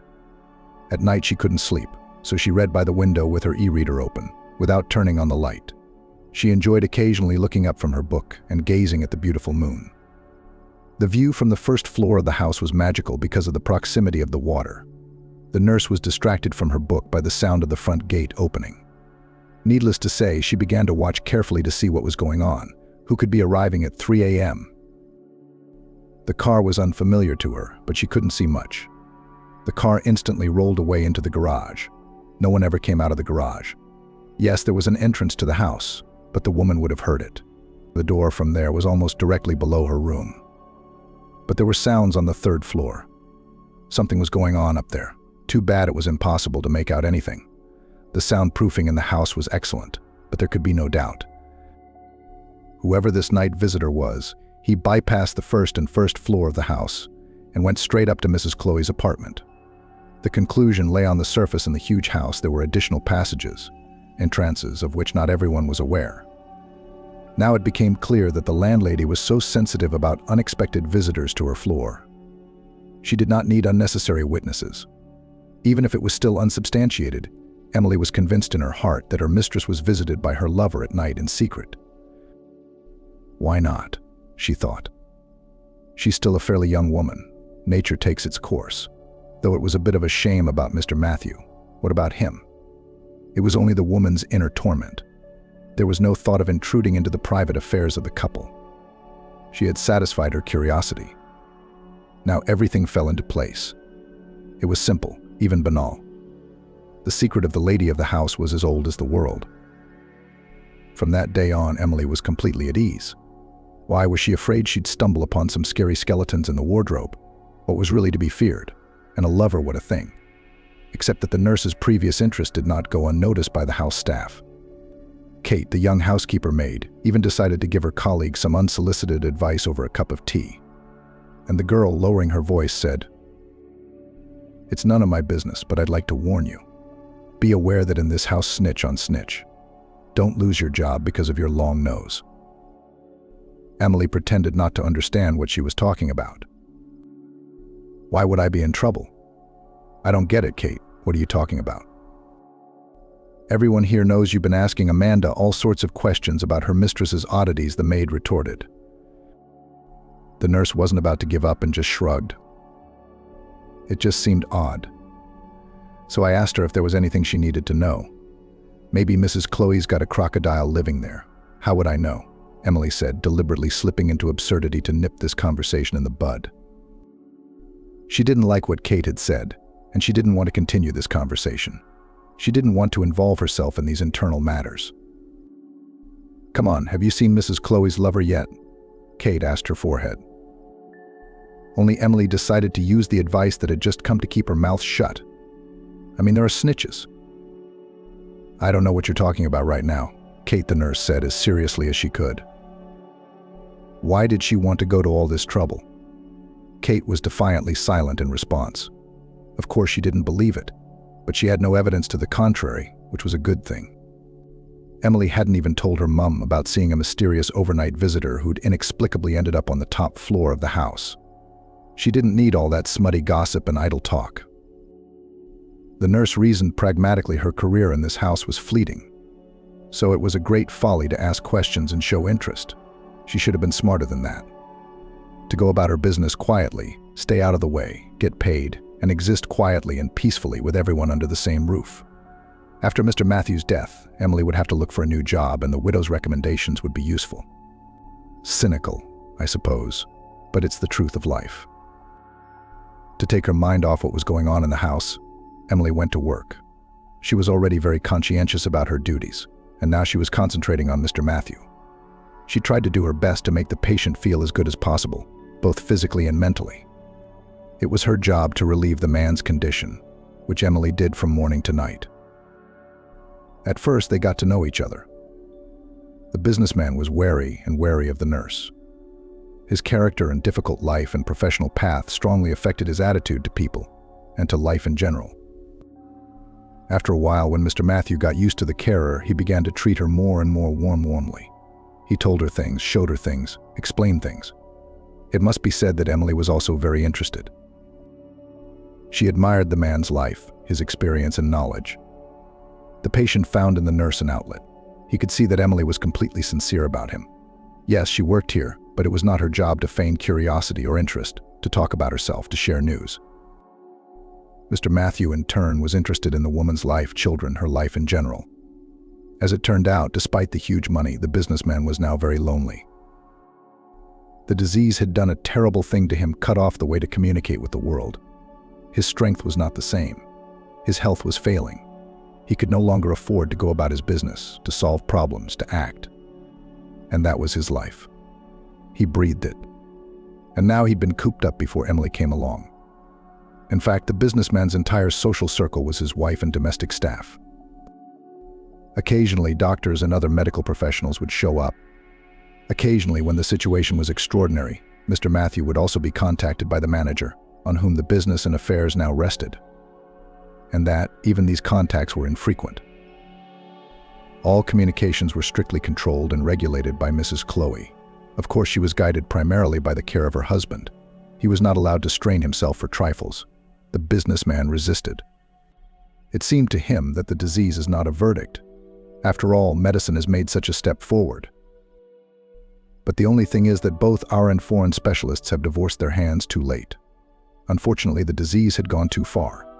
To Mr. Matthew's credit, it should be noted that even after hearing the verdict, he did not think of giving up. He believed and hoped that everything was still ahead of him, that a miracle would happen. The man did not think to slow down the old pace of life, to change his hardened habits. And that's when his body gave up. In addition to the underlying disease, the man had a heart attack. This finally crippled him. "Are you in a big hurry to get to the other side?" resented, without hiding his emotions, the attending physician. It was natural and fair. Mr. Matthew finished his story to Emily. Health is not ironclad, as it turned out. Suddenly I was aging, like all mortals. I didn't want to believe it. The nurse nodded sympathetically. She understood the old man's emotions. How many times she had heard such stories from her patients. Yes, unfortunately, a man realizes that he is mortal and fragile too late. Now, Mrs. Chloe took this situation into consideration and began to use it as a final argument in any dispute with her husband. In this way, she managed to restrict his communication and put him in the house. The patient complained. "Now, Chloe always tells me that it's not enough what happened. Don't you get it the first time? What can you say? What can you say?" Emily understood one thing: Mr. Matthew was very unhappy with the situation, but could not do anything. He was very ill indeed, and it was not even within his manly power to change anything. His vulnerability was enormous. She felt sorry for this elderly, tired, dying man. But what could she do? Except sit and chat, try to cheer him up or make him laugh, play his favorite game of backgammon. Whatever was within her power and her modest capabilities, Emily was happy to do. It was such a pleasure to see the old man's face sometimes genuinely light up with warmth and joy. Thoughts of Mr. Matthew never left Emily. Even on the one day off she spent at home with the children and Mrs. Mia's mother. Something was keeping the woman on edge. She couldn't get her patient out of her mind, even though it seemed as if she longed to be with her beloved family. But even away from the mansion, her thoughts overcame her. Mrs. Mia couldn't help but notice the change in her daughter. "So tell me, what's wrong? What's going on in this house? You're not yourself." At first, Emily tried to avoid direct questions. She didn't feel comfortable gossiping, discussing other people's lives. But her mom wouldn't give up. "Daughter, but look at yourself. If it's so terrible, let's leave this job. God, with the money, will get by just fine." The unhappy woman really couldn't find any peace. Who but she knew and felt her daughter. Emily only gave in because her heart was very heavy. There were thoughts of Mr. Matthew and of the situation in the house, and her mother's anguish only added to her neurosis. Moreover, knowing her mother, the woman did not worry this information will not go anywhere beyond these walls and will not become public. And Emily shared all her experiences and observations under the eyes and heavy sighs of Mrs. Mia. "You see, my heart is troubled for him. Leaving him behind makes it hard. Even though I'm coming to see you, I know I'll finally get to see Anne and Matthew off the video link. Daughter, I know you have a heart of gold, but you can't do this. Why do you have to be so hard on yourself? The man is leaving. His journey on earth is almost over. Why kill yourself over him? Especially since it was only his choice that led to such a finale and sunset. I'm not happy, of course, but what can I do? His loneliness cuts me like a knife. And Mrs. Chloe has a lover behind her husband's back. I can't believe it. I wish I'd gone to the old man's house more often." Anyway, Mum strongly advised Emily not to interfere. What's the use of interfering? You realize you're the one who's going to be the one to blame. And who's really going to listen to you? Yes, I understand, Mum, but I feel sorry for him. It's the boredom and loneliness that's killing him more than the illness. And his wife is just manipulating him, pushing his buttons. That's all. But you can't help everyone. Take pity on yourself, on your nervous system. You can help him just by doing what you can. But you can't meddle in other people's affairs, it's too dangerous. The nurse nodded in agreement. Of course, these exhortations from her mother were perfectly logical and fair. No one would argue. But what to do with her feelings and emotions was the question. It had been like this for almost 3 months now. It could not be said that the time flew by quickly, rather strictly on the contrary. Every day in the mansion was a torment for Emily. Oh, how she would love to give up this job. Everything about the house exhausted and irritated her. The more she learned, the more she became involved in the local customs, the worse it became. She was literally short of breath. What money was there? Already everything was no fun. It's amazingly simple. You look at the extremely wealthy people from the outside and only snort disdainfully. What's your problem? Money can buy everything. Emily, too, was a victim of that stereotype. It always seems that way when you're struggling for a pittance. But now the nurse was plunged headfirst into that world, and she wasn't happy about it. God, I'd rather be on the dole than this horror. This money really does spoil people. Mrs. Chloe no longer seemed the same to Emily as when she first met her. Now, having lived with her under the same roof, the woman saw her true nature, her arrogance, saw the consumerist and manipulative attitude to the old man's husband. It was just an unbearable, inhuman sight. Sometimes I wanted to stand up and say, "What are you doing?" But, according to her mother's precept, she humbly kept silent, no matter how sorry she felt for the businessman. Only she was right. Isn't Mr. Matthew to blame for everything? Is it not his fault and his connivance in all that is happening? Didn't he marry young and beautiful? Why should Emily now lay her head on the scaffold to save him because of this? Mrs. Chloe's lover came more and more frequently. His presence in the house was still carefully concealed, but all the household seemed to have known about him for a long time, except the master of the house, of course. Lately, though, the nurse began to think that he, too, had guessed what was going on behind his back. He only kept silent because he couldn't do anything anyway. In general, this environment of endless lies, deceit, self-interest, and inhumanity drove Emily to despair. She sobbed, resisting with all her might. And she would have left, honestly, if it hadn't been for one thing: she didn't want to leave Mr. Matthew. She didn't. Not even it was his own fault. It was his own fault. It was his own fault that he wanted to marry a mannequin. Auto training didn't help. Nothing helped. Instead of rationality was the usual female heartfelt pity. After all, how long did he have left? Emily knew for sure. Not long. And wasn't it worth stepping on the throat of her own song just to brighten the dying man's last days, to keep him from being sad? To amuse him, to entertain him, to distract him from his sad thoughts. After all, there is no guarantee that the new carer will not just be formal about everything. After all, that's all the landlady asked for. Everything else was already Emily's personal initiative. "No, I can't do that. I will be with him until the end," the woman resolutely summed up all her doubts and metamorphoses. After all, she had a conscience, and then she would have to live with the burden on her heart. What was there to be patient about? At least because of this.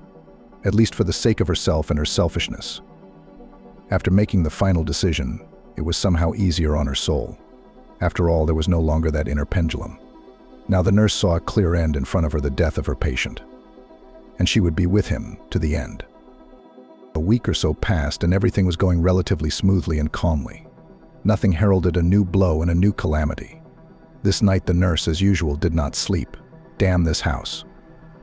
It really did give the woman sad thoughts and a depressing effect on her psyche. The nurse tiptoed into Mr. Matthew's room. In the dark she could see well at night, and she could navigate the house very well, too. She felt uneasy, so she decided to visit the old man one more time, as she was accustomed to do. Even if there was no call, she still checked on him. There was nothing to worry about. This time everything was quiet. The man was sleeping peacefully, breathing evenly, not a cause for concern. Emily mentally crossed herself. Thank God, all is well. The thing was, Mr. Matthew was looking worse and worse, and the end was clearly near. Hence the woman's anxious state of mind was only growing. How long does he have left? A week? A month?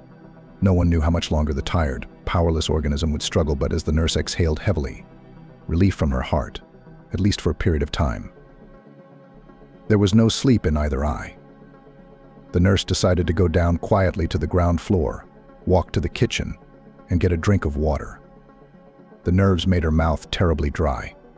In order not to attract unnecessary attention of the staff, the nurse decided not to switch on the light. Why?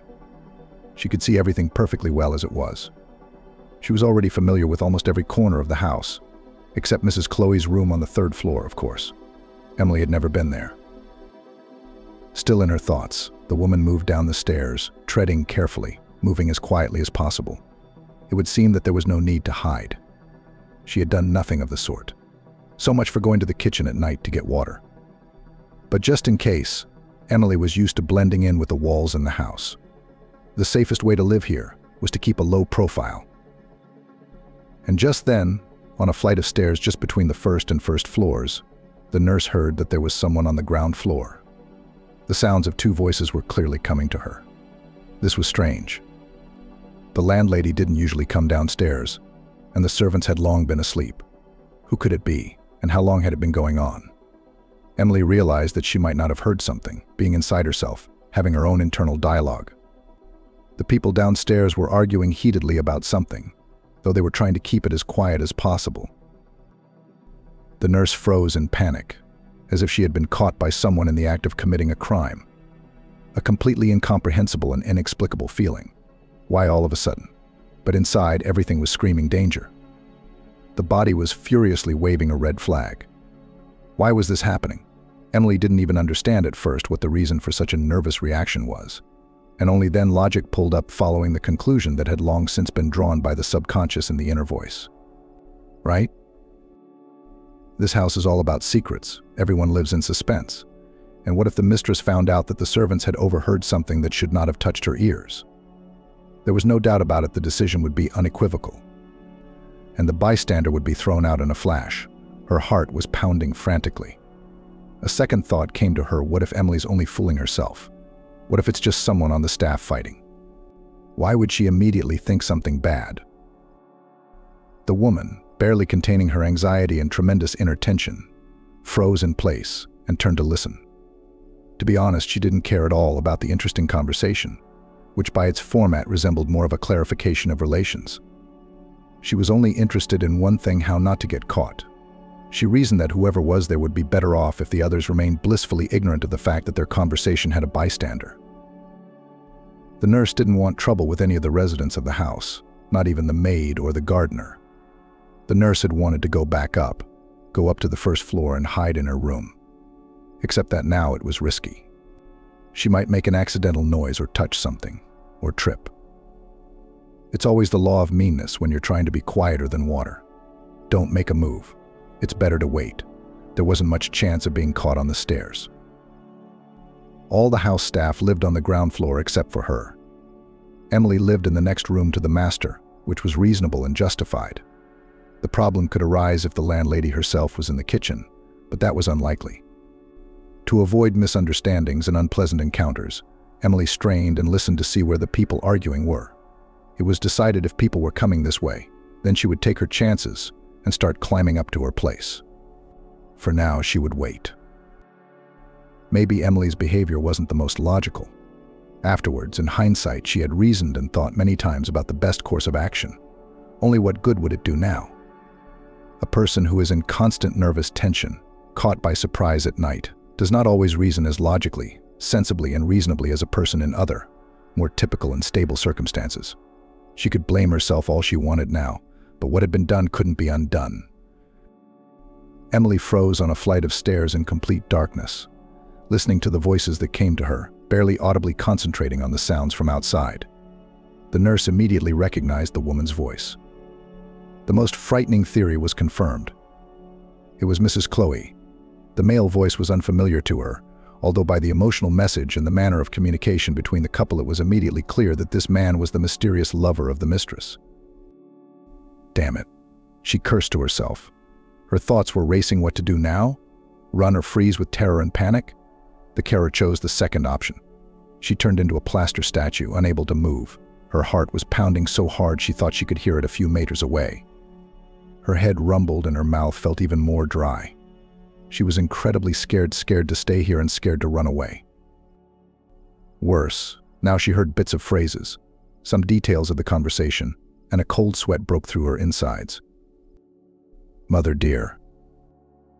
The poor, already terrified woman nearly had a panic attack. Emily no longer had any illusions about her landlady. In the months she'd been in the house, she'd already worked out what Mrs. Chloe really was. But there were limits. Everything has limits. You don't realize how urgent this is, she whispered, trying not to raise her voice.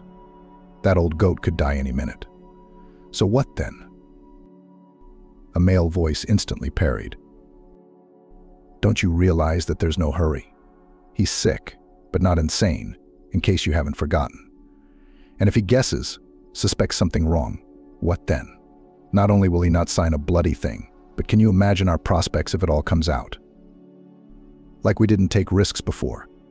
We don't have time for small talk in front of this old bloke now. Do you understand? Mr. Matthew could be finished at any minute. The lover was clearly angry, and he didn't even hide it. The next phrase he said with a burst. even with some aggression, though with a share of some fatigue. "My God, Chloe, and what do you suggest? What do you want exactly?" And the hostess apparently only waited for this. She seemed eager to share her plan. "I'll try to slip him a deed of gift," she said. "Among other documents, of course, to increase our chances of success. We could switch his glasses, for example." As she finished her thought, Mrs. Chloe breathed heavily, so heavily that even Emily could hear it. She was clearly waiting for the man's reaction, what he would say, how he would react. But he was in no hurry to share his opinion. A tense silence hung. "It's a crude idea, but it's interesting," he finally said. "It could work. But will Mr. Matthews sign the papers if he can't see the text? He would never have made such a mistake before." "He would," Mr. Matthews' wife exclaimed confidently. "He just needs the old man to be in the right condition, tired, exhausted. Preferably right after a shot of morphine. I know what the anesthetic does to him. It's not hard now. He's in so much pain that he gets injections several times a day." The lover replied after a short pause with some thoughtfulness in his voice. "Well, yes, perhaps it could work then, but that's only a possibility. Don't forget that there is also a huge risk. He who doesn't take risks doesn't drink expensive champagne and dies poor," the woman retorted angrily. "I'm not ready not to at least try. Have you seen the current will? I'll be a pauper with a pittance to my name." "You're right about that. The benefits and the prospects are tempting." "That's what I'm talking about." "Sweetheart, shall we all go back to the bedroom?" The poor nurse continued to stand motionless. What was she going to do now? The panic inside was only growing. Here now the lovers would go to their main staircase and discover her. Just awful. Stupid. But from panic and from shock, Emily couldn't decide what to do. Just stood motionless, hesitant to do anything. Like that indecisive person, afraid to make any decision at all. After a few minutes, Emily realized that the people below had left. They couldn't have come up so slowly. No, that's right. They'd just gone downstairs. Apparently into the garage to climb back up to the third floor undetected by their separate staircase. It's impossible to describe the nurse's emotions at that moment. She almost died of fear. Unable to bear the strain, Emily sank straight down onto the marble staircase. Her legs wouldn't hold up any longer. Her body seemed to have exhausted its last resources. She had a terrible urge to cry, to feel sorry for herself, for Mr. Matthew, for the injustice of the world. A lump came to her throat. It was probably at least 20 minutes before the nurse forced herself up with a willful decision. She had to at least make it to the kitchen, to finally get a drink of water. She was literally dying of thirst. Climbing down the stairs on woozy, still naughty legs, Emily drank a liter of water in a gulp. She couldn't get drunk and she couldn't catch her breath. The woman was scared as it was, but this incident of eavesdropping on a conversation was crossing all possible boundaries. There was only one question: God, what am I going to do about this now? Emily was angry with herself. She had to be in this place at this minute. Ah, with what happiness she would have remained in ignorance. Who would have known why she needed someone else's problems? And what to do with this knowledge now? Only unnecessary torment and remorse. There's no real way out. It is necessary to admit, at least to herself, she was in a hopeless situation. There's nothing she can do. Who will believe her? It's word against word. Only Mrs. Chloe's word would be more authoritative, more meaningful. And then who would believe her? A simple carer. It seemed the most sensible course of action was to just stay out of it, to forget this night's incident like a nightmare. Nothing had happened. After all, it would be better that way, and rightly so. Since that damn night, Emily had been walking around the house like a shadow. She'd been careful before not to have contact with anyone except Mr. Matthew. Not to be seen by anyone. Not now. When she heard her mistress's voice, the nurse tried to get away immediately. She was afraid that Mrs. Chloe would know from the look on her face that she was aware of it. The woman knew well enough that she was not a very good actress. Perhaps the fear was in vain, but why test fate? She tried to forget about that unfortunate, accidentally overheard conversation between lovers. To be honest, Emily wasn't doing a very good job. Her thoughts kept revolving around one topic. She kept trying to figure out how to proceed. Should she listen to her conscience or be coldly calculating? She was desperate to consult her mother. Mrs. Mia always knew how to find the right approach, the right words, but how to tell her over the phone was impossible. It's only Thursday night. There's still a lot of time before the next day off. What if Mrs. Chloe plans to do her dirty deeds before then? Or worse, in the absence of a carer? Obviously, a decision had to be made. Only Emily was having a complete paralysis of will here. An unbearably difficult choice. She wanted very much to shift the responsibility for the decision to anyone else, but not to take this huge burden on her shoulders. Emily was very angry at herself, at the fate that had put her in this position. Certainly at her lover, yes, even at Mr. Matthew. On Friday morning, out of the blue, the landlady announced to Emily, "Mr. Matthew needs a routine checkup at the clinic. Then we have business to attend to. So you're free until 5 this evening." "Are you sure you won't need me? You won't need any help?" Mrs. Chloe only gave the nurse a negative nod of her head. "Well, that's lucky, so we could go home and talk to Mum." Emily didn't know what kind of reaction Mrs. Mia was expecting. To put it bluntly, she needed the advice to put the responsibility on someone else's shoulders.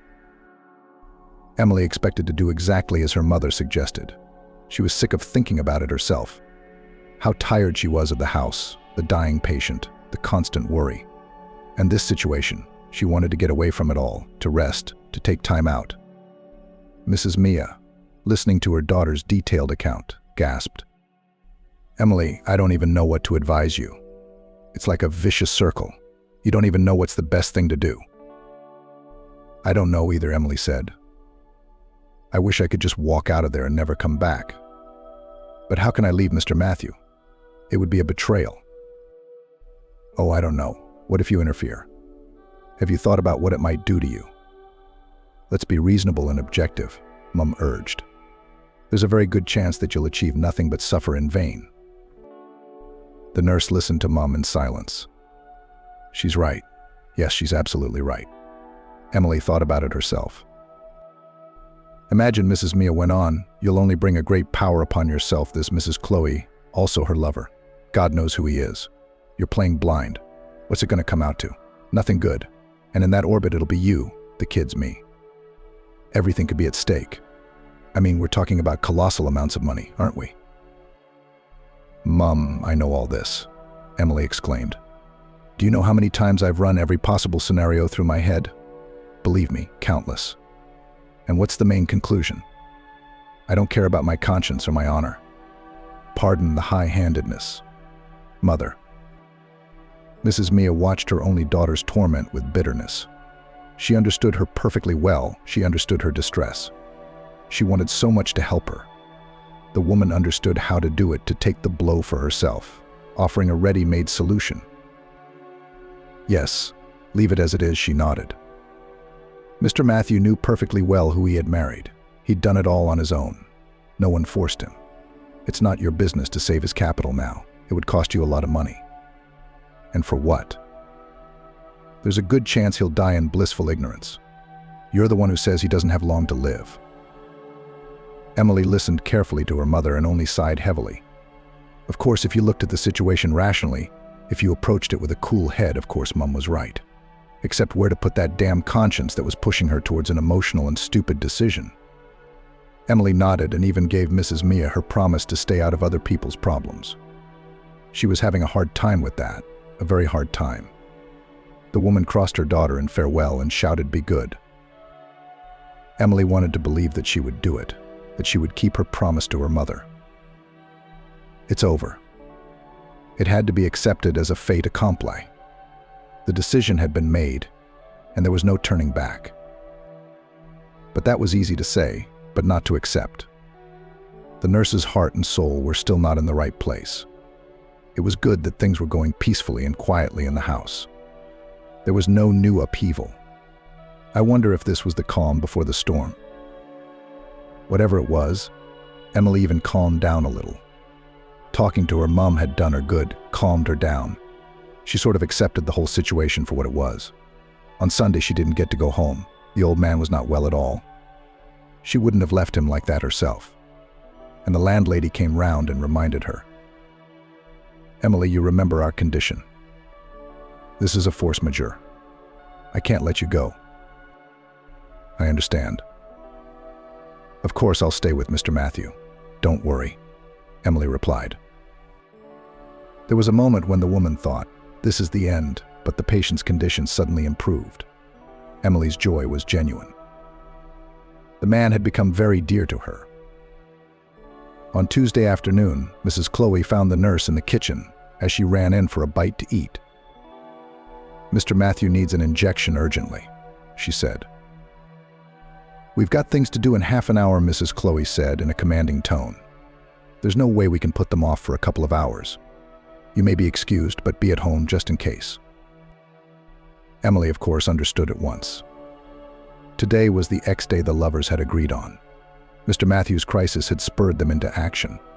It was clear that they could not delay any longer, that it was dangerous. So it was now or never. The nurse meekly did as Mrs. Chloe demanded and retired to her room. She wanted to be away from her master's study, where the meanness would be done, to abstract herself from the situation, from the outside world. Emily even began to read a book, but realization eluded her. It was simple, her thoughts were not here. No, she couldn't do this. How could she even live with herself after this? Emily clearly realized she wouldn't be able to resist her gut, her conscience that was screaming and begging for action. She was angry at herself, at her integrity, her honesty, her integrity, and her uncompromising character. Emily stood up resolutely and walked out of the room. She headed straight for Mr. Matthew's office, where the action was now unfolding. She stopped at the door. It would be a good idea to see what was going on in there. She didn't want to burst into the office without any information. She leaned over to the keyhole, listening. As expected, 3 people were present, all the same characters: Mr. Matthew, Mrs. Chloe, and her lover. The male voice the nurse recognized at once, and it brought her back to the memory of that terrible night, overwhelmed with emotion. There was no place for them now. Emily turned to listen. How quickly it became clear the mistress's lover had been at this meeting for a reason. He was, as it turned out, also Mr. Matthew's notary. What a simple mystery. Now the lover's plan was clear. Mrs. Chloe sang in a sweet voice to her ailing husband. Darling, but you do realize that this is a very good deal. The benefits will be enormous. You can't pass up a chance like this. It's just stupid.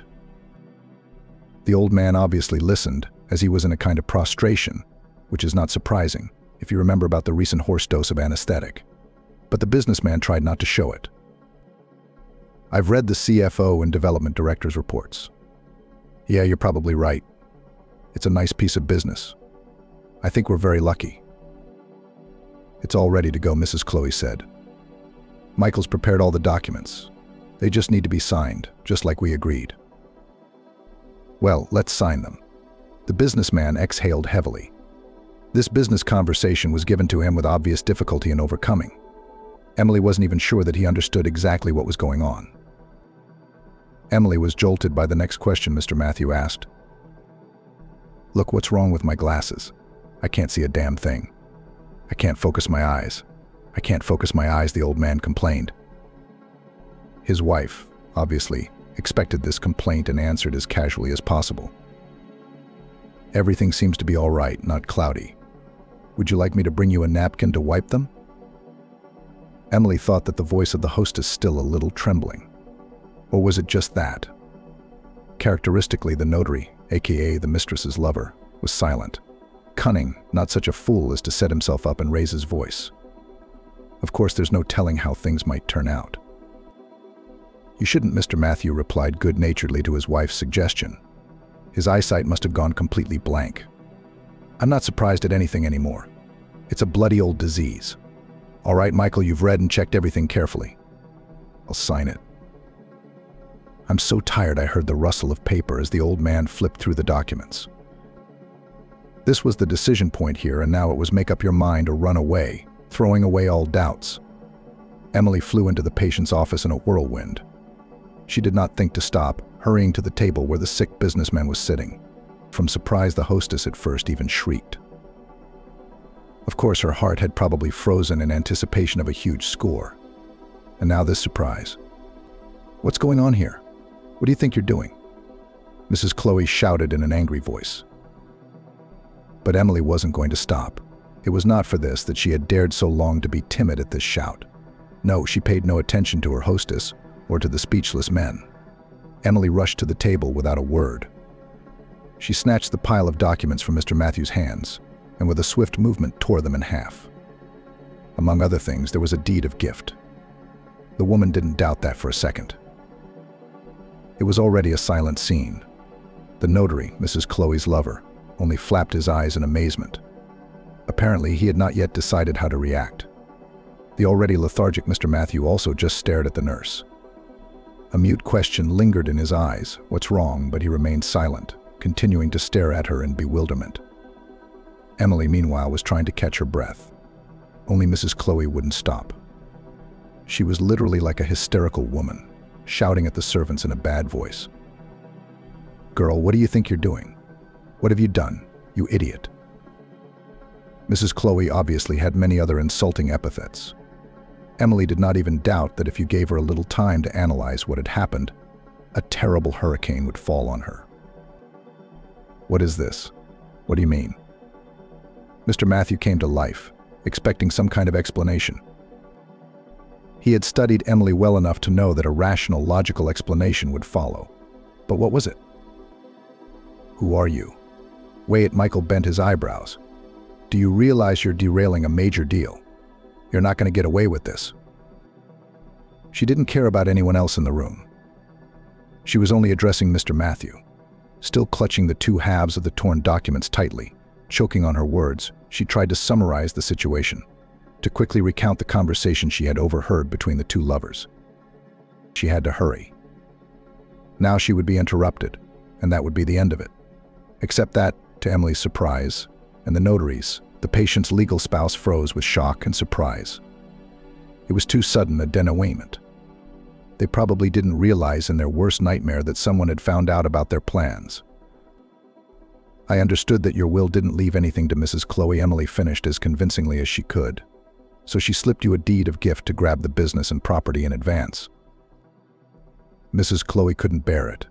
She walked straight at Emily, glaring at her with rage boiling inside her, shouting, "Give me the papers at once. What nonsense is this, you idiot?" Except Emily had no intention of giving up. She'd been given a head start by letting her talk. Now she had to convince the patient. The old man's eyes couldn't tell who he believed. He didn't say anything out loud either. The carer went all in. "Mrs. Chloe, I won't give you back for anything. Mr. Matthew, hold this. Don't give it to them. Just a minute, please. I'll find your normal glasses with your diopters, and you'll see for yourself." It was a real battle between two women. They knew what was at stake, and they both knew they couldn't afford to lose. On hearing Emily's proposal, Mrs. Chloe tried to lunge at her, but she had already handed the papers into her master's hands. Mr. Matthew himself was stunned. The reaction of his wife, of course, he did not like, and he firmly told his wife in a threatening tone, "You can't come near me either. Don't you try it." Turning his gaze to the nurse, he turned to her. "Well, look for your glasses. If you don't think these are right for me, I'll read everything carefully, study everything, and we'll find out by experience which of you will go away with a wolf ticket." The lovers looked at each other in horror.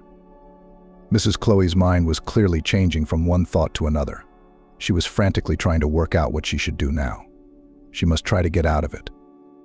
There was no help from her beau. He was as white as a sheet and shaking like a leaf. Her wife decided to appeal to her emotions. "Matthew, do you really believe that wicked girl? What nonsense is this?" Mrs. Chloe even tried to laugh, but instead of ease in her voice showed a note of hysteria. "I told you we'll find out who we can trust," her husband said in a steely voice. His tone was clearly intolerant of objection. In a few minutes, Mr. Matthew was still sitting at his desk, studying the papers.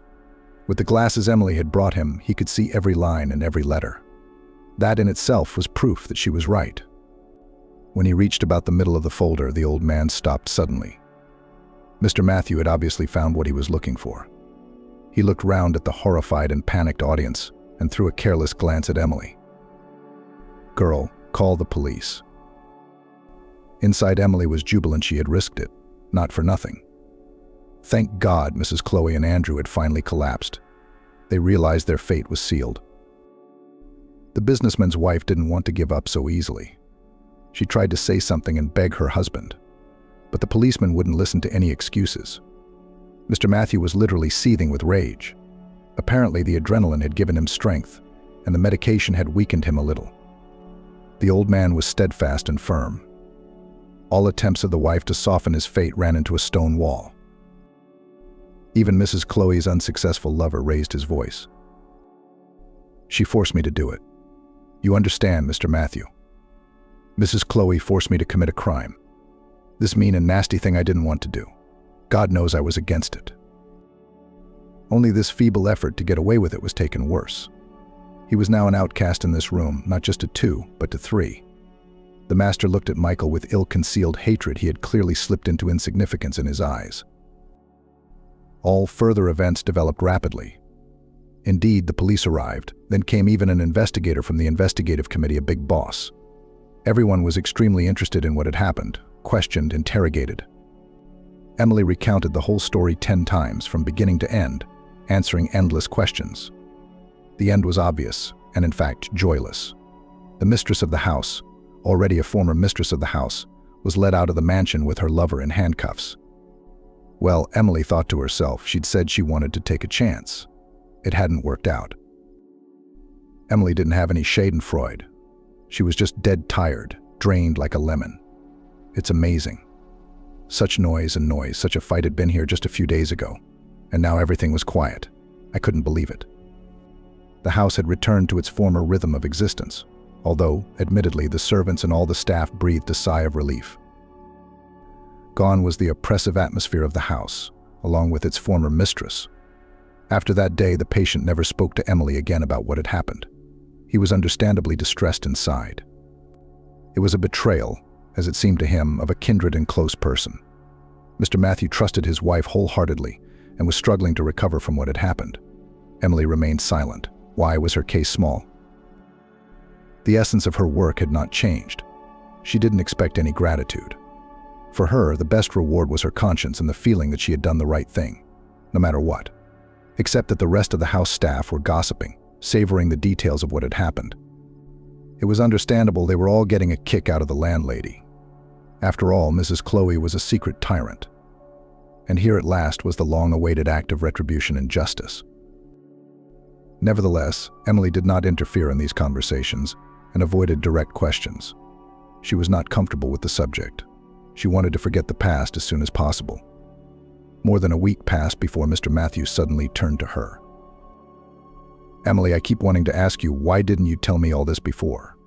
Why did you wait? She didn't want to deceive the old man. It was sinful. She confessed to him, honestly, I was afraid for myself, for the children, for my mom. I didn't know how it would turn out for me, so I kept quiet. I didn't think it was my business to meddle in other people's affairs. Mr. Matthews smiled slyly at her words. But still, I couldn't get past someone else's misfortune. Emily only shrugged her shoulders. What could she say? She couldn't praise herself because there were still horrible scenarios in front of her eyes, where everything had gone horribly wrong, where Emily was guilty of all sins. She was just lucky. And what would have happened if luck had been on the side of Mrs. Chloe and her lover? It's frightening to imagine. With the old man, they left the subject again. Both he and she were uncomfortable remembering the past in detail again. Nothing had changed in their relations. They continued their cooperation on the same terms. Emily was also just a carer for a sick and dying old man. That suited everyone. They believed in the best. Except, unfortunately, the miracle didn't happen. Mr. Matthew passed away 2.5 months after all these events. As a medical professional, Emily understood perfectly well he was still lucky. His body was still fighting and resisting the cursed disease for a long time. But as a human being, as a woman, Emily wept sincerely for Mr. Matthew at the funeral. She had managed to become attached to the old man, even to love him. It was a sincere sentiment. Despite the expectation of an imminent end, the businessman's death still knocked the nurse out. She experienced his departure as the death of a beloved relative. A fortnight after the old man's funeral, she received a phone call. It was Mr. Matthews' trusted employee, and he stunned her by telling her that the patient had left Emily half of his fortune. From confusion and surprise, she at first took the news as a silly joke. What nonsense. It can't be, but the documents confirmed the man's words. It was exactly like that. At last, the old man decided to ennoble Emily, who did not remain indifferent, who risked herself. It was a real shock. Emily was sad and happy at the same time. It was wonderful that she could now afford to take care of her children, to provide them with a decent future and education. But what a pity for the old man. Emily prayed for Mr. Matthew every night. Her sincere gratitude knew no bounds. Amazing and incredible. You never know where you will find and where you will lose. Life is an amazing thing, no matter how you spin it.